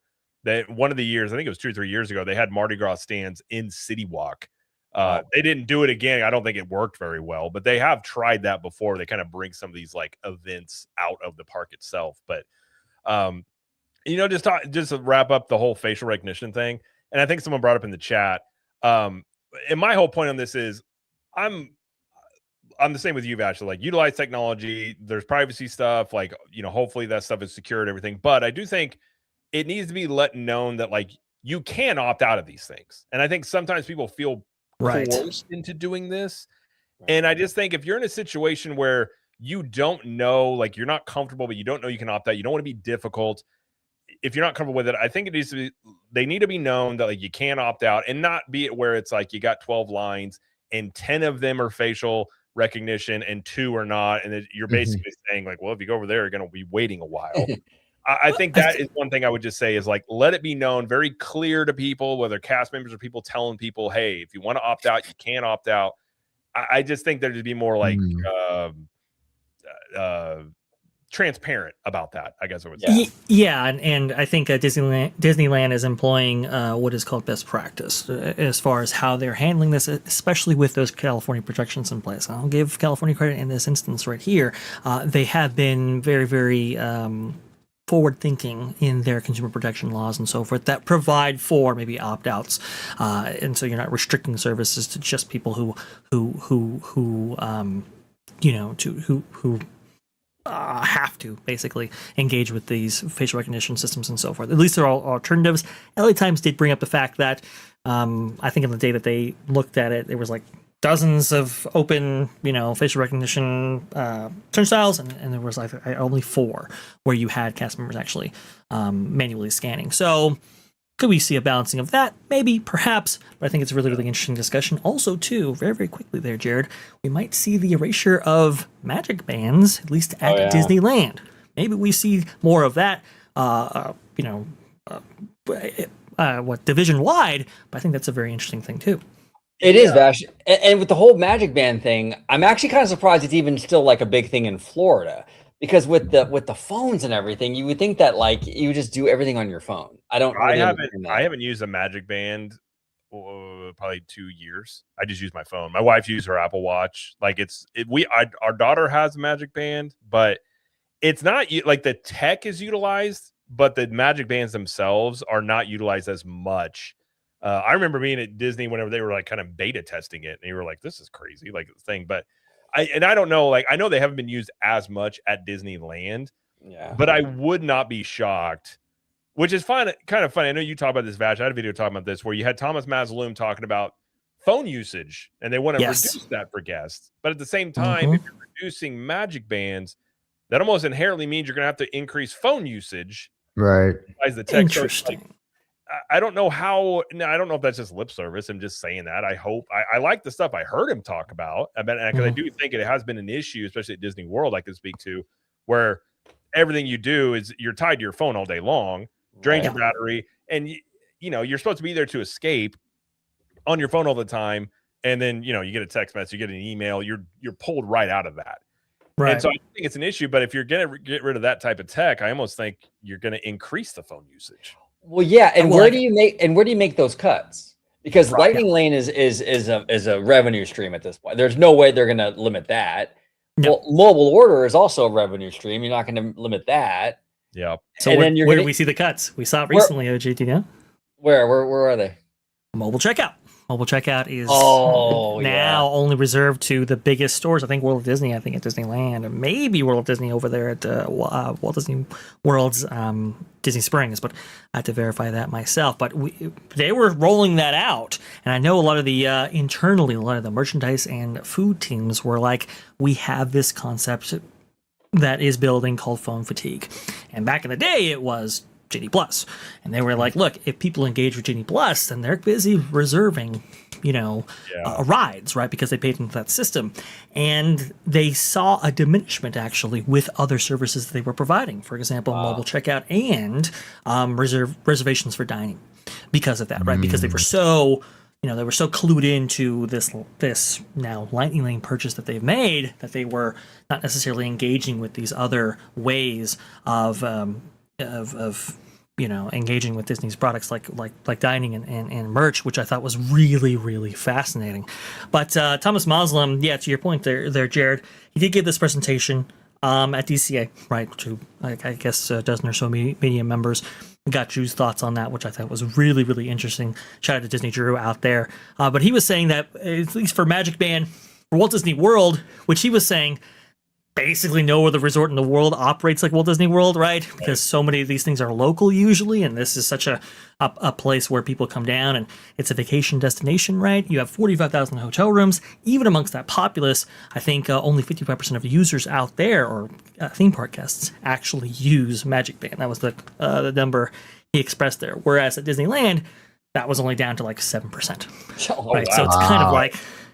So, and he was like, look, do we necessarily spend money to, which, I mean, there's a cost associated with all these things, right? Do we spend our capital on things that are only going to affect 7% of guests, or do we take that same capital and transfer it to things that are going to affect 100% of guests? That was the argument that he made there with members of the media, and I think that's actually not bad thinking right there. OG, I know you told me before that Thomas Muslim, he's a little bit of a stickler there for efficiencies and so forth, and that's what I'm hearing. Might be part of that thinking, right? Yeah. It's going to be interesting to see how they back off from Magic Band. How do you couple all that stuff? It just seems like a tangled web of a mess right now to even attempt it. Right. And here's the thing. I mean, if Disney was a little bit more forward thinking, I think they should have done maybe a dual thing where maybe phones could have been used a little bit more alongside with Magic Bands, because Magic Bands, the whole concept was it was really a stepping stone for the widespread adoption of smartphones. Back in the day when it was introduced, I think back in 2013, so many people had a smartphone, and it was like, okay, well, we want to go ahead and provide a lot of these services, but obviously the people who don't have smartphones, let's go ahead and provide them this. And that's why they had the Magic Bands roll out. That's why they gave you them upon booking your vacation and so forth, in order to see that widespread adoption for the digital services. Also, too, if you don't have to pull your wallet out and you just have it on your Magic Band, that's a way of getting around that as well, right? So I think now, though, that's... phone usage is kind of ubiquitous, and maybe they can get smarter on reducing that phone fatigue while also to reducing Magic Band and maybe using some of the infrastructure for it. Maybe that's kind of what they're thinking, but I don't know. Like you said, Jared, it's kind of a mess right now because even on both coasts, they're used very, very differently. And they promised, by the way, you're going to be using your Magic Band to get into your room at Disneyland Resort. That never happened. Yeah, I think the usage on both is interesting because I didn't know it was that low at Disneyland. I knew it was low, but I knew it wasn't like it was at Disney World. But in my opinion, if you really want to cut down on phone usage and really like untying these things, like I don't know how you would do any of this without a smartphone. Like how are you going to do mobile order if you don't have people do it on their phone? But the thing that I think carries the most weight to it is the whole Lightning Lane. If they adopted, which the rumor was they almost went this route, but more of the universal style of what they have their Premier Pass, or like the Express Pass system, where you don't have to schedule anything. You price it up a little bit higher. I don't know the exact numbers, but I would imagine you might make just about as much money as you make now with a little bit higher price point, but people don't have as many, there's not as many of them walking around a park. Doesn't impact the standby times as long. And you also don't have to be on your phone scheduling everything. That would reduce a ton of it. Yeah. And then you would still have people probably using it for mobile orders and things like that. But I don't know where Disney's appetite for that is at all. or if they even would do I it. can tell you right now, the retail team and everybody in the food, they hate Lightning Lane. They just hate it. They really do. And I can see why. Look, I have provided this approach. You know, I mean, OG, we talked about it many times, right? Yeah. I think the approach, and I think, Jared, this is what you're kind of referring to right here, is if they were to increase the price of Lightning Lane and lower the adoption rate, so much so that it's an actual service for people who are actually paying for it and for the people who are not on it, right? Because those standby lines come to a crawl when you have 50% of people on the system, right? Yep. I think it would be better for everybody, and including those food and retail teams.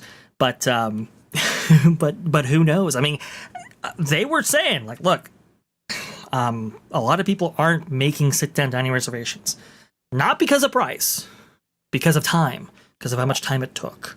When people are so clued in to getting the most out of their Genie Blitz purchase. And I think that's why if I'm Thomas Mazzola, I'm trying to, my landing place is to create a touchless, essentially a touchless environment where you never have to touch your phone, you never have to touch your band, you don't have to concern with those things once you enter the park. What that looks like, I think facial recognition is probably the entry point into starting some kind of like touchless, seamless experience to enhance the overall quality, and not only just enhance the overall quality, but you know, the lines at the parks is a big funneling point of operational issues, right? Even from the gate, right? Like people have all sorts of problems with their RFIDs, whether it's on a band, they can't pull up the app, they don't know where their AP pass is.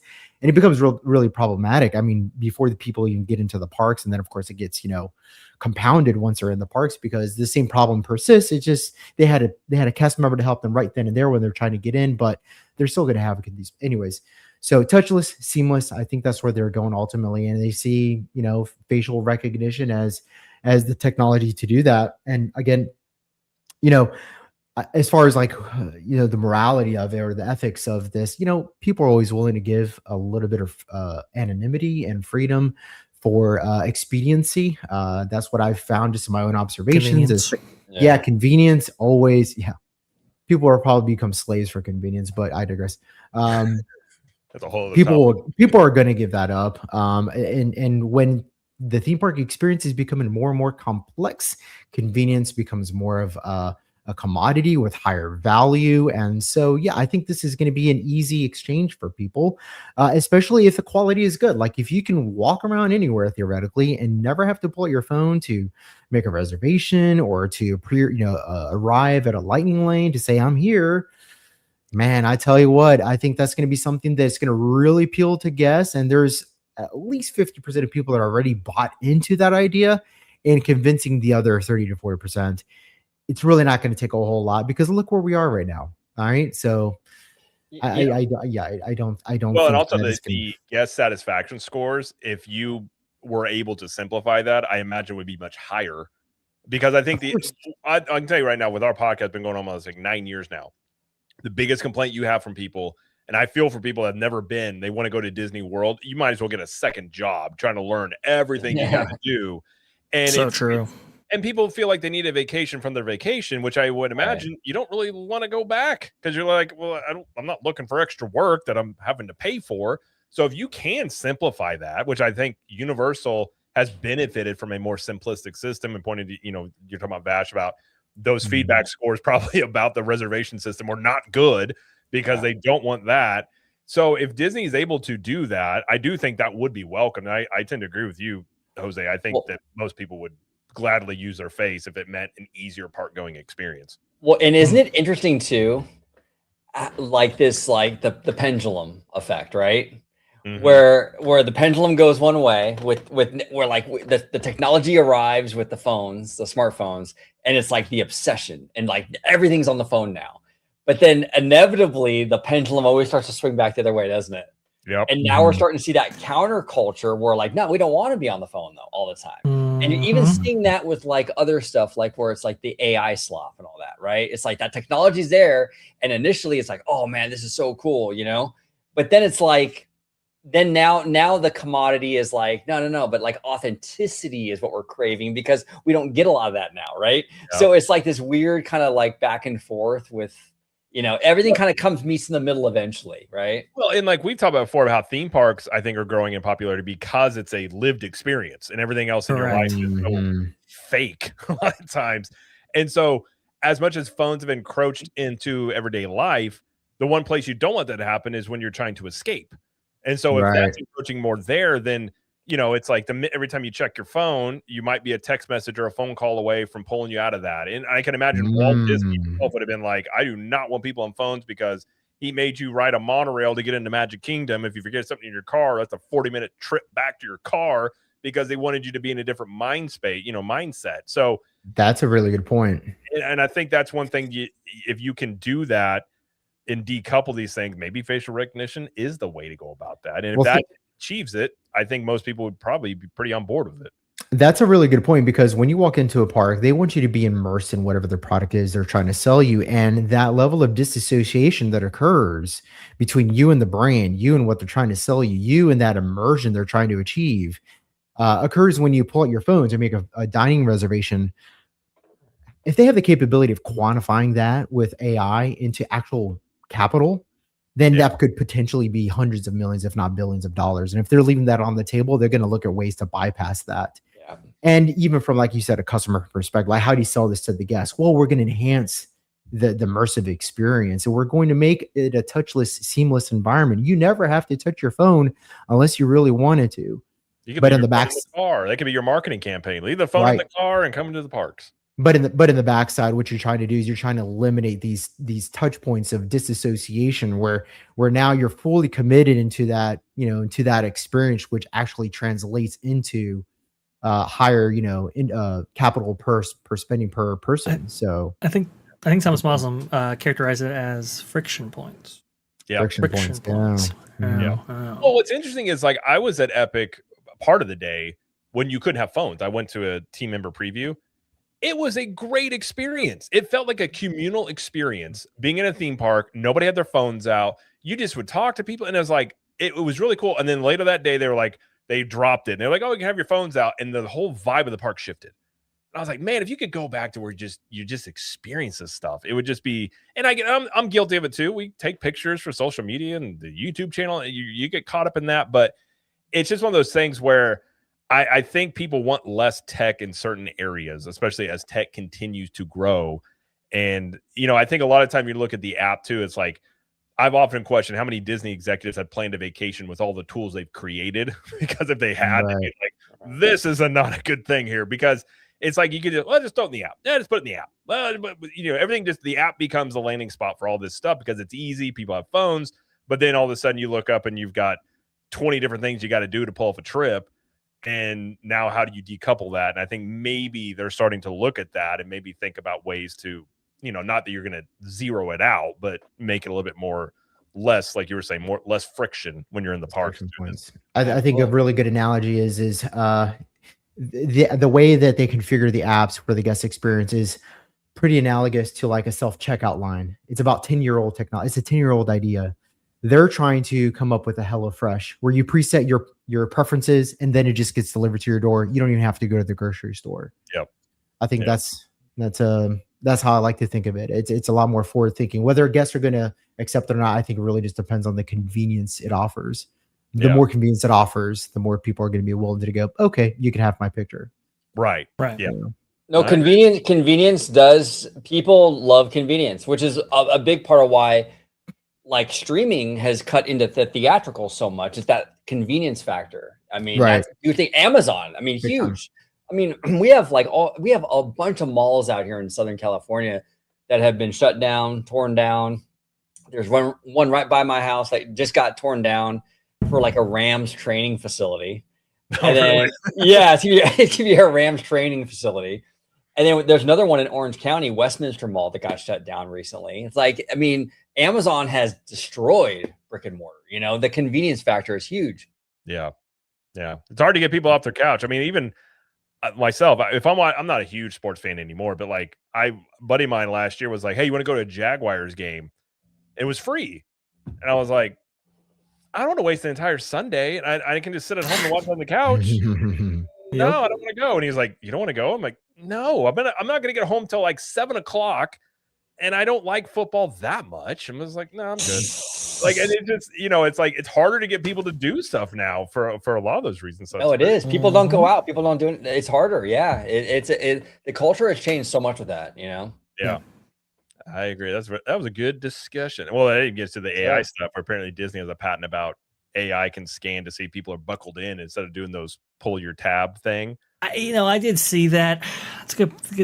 I'm glad you brought that up. There is no insurance company in the world that would cover Disney if, in fact, they went digital only. And by the way, there are sensors in place now to tell everybody if they're buckled in or not. They don't rely on those singularly. So I thought it was very interesting, the angle that I think a lot of the media was going with. Hey, it could reduce, dispatch times and everything like that. And it's like, that's never going to happen. Never, ever. Just imagine the one mistake it makes or like, oops.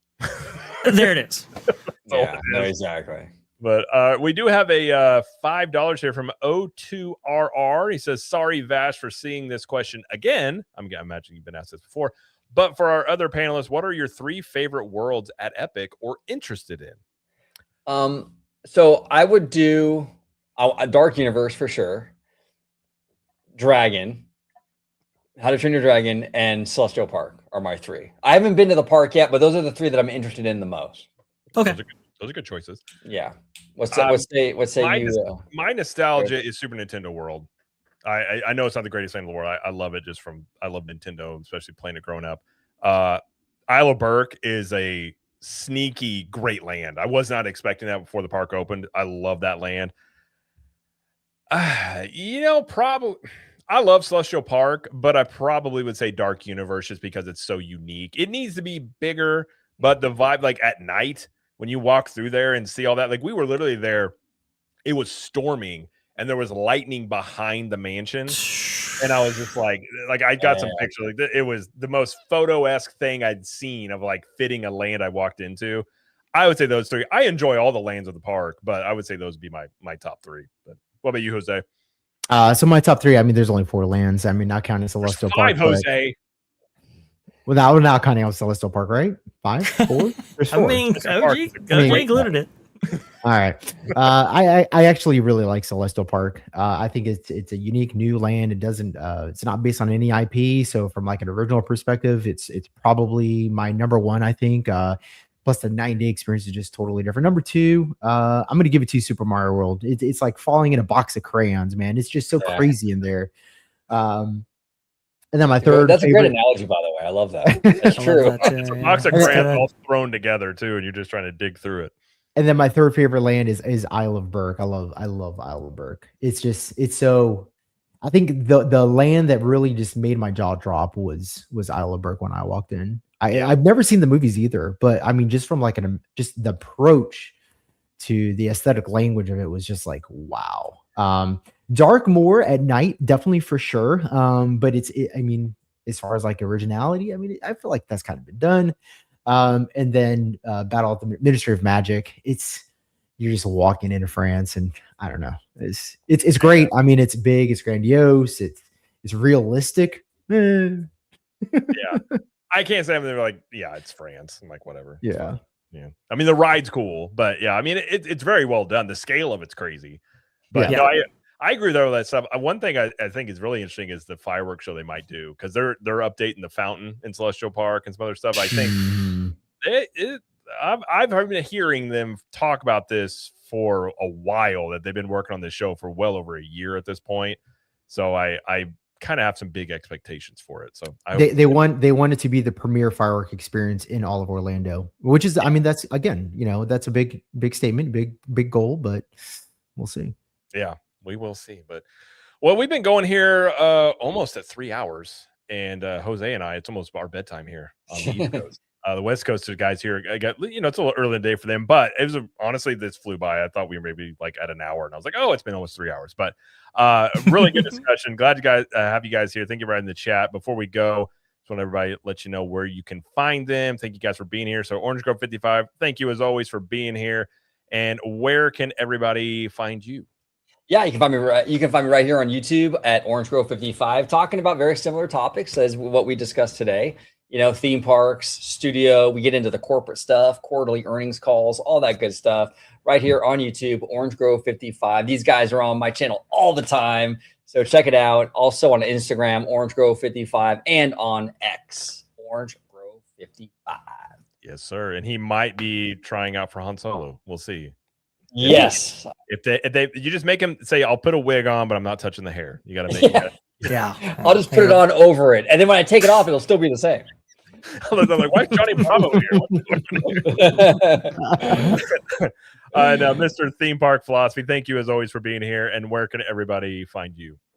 Jared, thanks so much for having me. It was a pleasure talking with you guys tonight. You guys can find me on Theme Park Philosophy on YouTube and Instagram, where I do tidbit videos, philosophical approaches to theme parks. My last video, for example, was how we examined late stage capitalism and how it uses theme park architecture to induce a state of functional disassociation, because it's all about becoming the brand, right? So if you're interested in that kind of stuff, go check out my channel, Theme Park Philosophy on YouTube. You can find me right over there.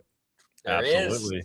And Mr. Vash Sky, thank you for being here. Vash is doing awesome stuff on his channel. Be sure to go subscribe to Vash. He's doing some good stuff over there. I checked out. I just had the live stream on. I was gonna pop in. I just kept listening, and I was popping in and out. And I was just listening the whole time. It was really good. So go check that out. Thank you for being here. And where can everybody find you out here on the interwebs?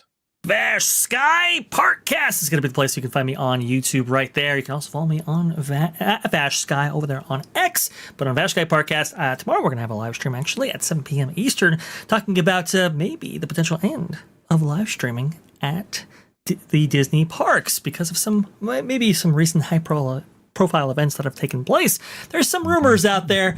Maybe we can go ahead and bring you guys some facts. I have to go ahead and get Barry Place 28 on, but if I'm not able to get him on, I do have his comments pre-recorded. So that might be kind of fun to go through and see what he has to say. It's going to be a lot of fun right there. So definitely join us at 7 p.m. Eastern tomorrow for that amazing discussion. And on Saturdays for the Sky Watchers, that is the members only portion of my channel right there. We do have a great show called Vash and Vixen, going over like really in-depth Disney history. It was crazy. We were going over like the Phantom of the Opera and his appearances on Main Street and why he was actually there.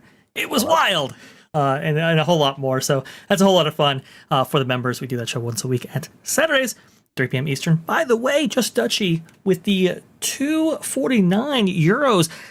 She gave me this on my live stream. I thought I referenced it, but I'm not sure. Just want to make sure that I reference it at least somewhere. And she was saying that that's really sad and messed up. Talking about the sloth story, we talked about it a little bit at the top of the show right there.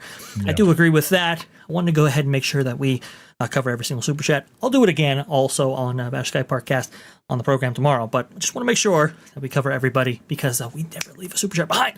Thank you so much, Jared. Never leave a man nor a super chat behind. Absolutely. That's right. I like that. So yeah, absolutely. Go check out Vash. Go check out all these guys. And that was the one topic that got cut from this show was that one, which maybe the next theme park we talk about that because that one is really interesting about if he does that and how they might end up going about it. But thank you everybody in the chat. Thank you for the super chats to get the memberships. All you guys for participating. Pro had a raid over to Vash's channel, so thank you guys for being here. We greatly appreciate it. We do this show usually bi-weekly. Sometimes it's weekly. It's usually on Wednesday nights or Friday nights, but we try to just we talk about stuff and go on side quests sometimes, and sometimes it's random. Sometimes it makes sense, but who knows? But either way, I hope you guys have a great rest of your evening. Have a great rest of your week, and we will see you guys on the next one. See you guys. Bye.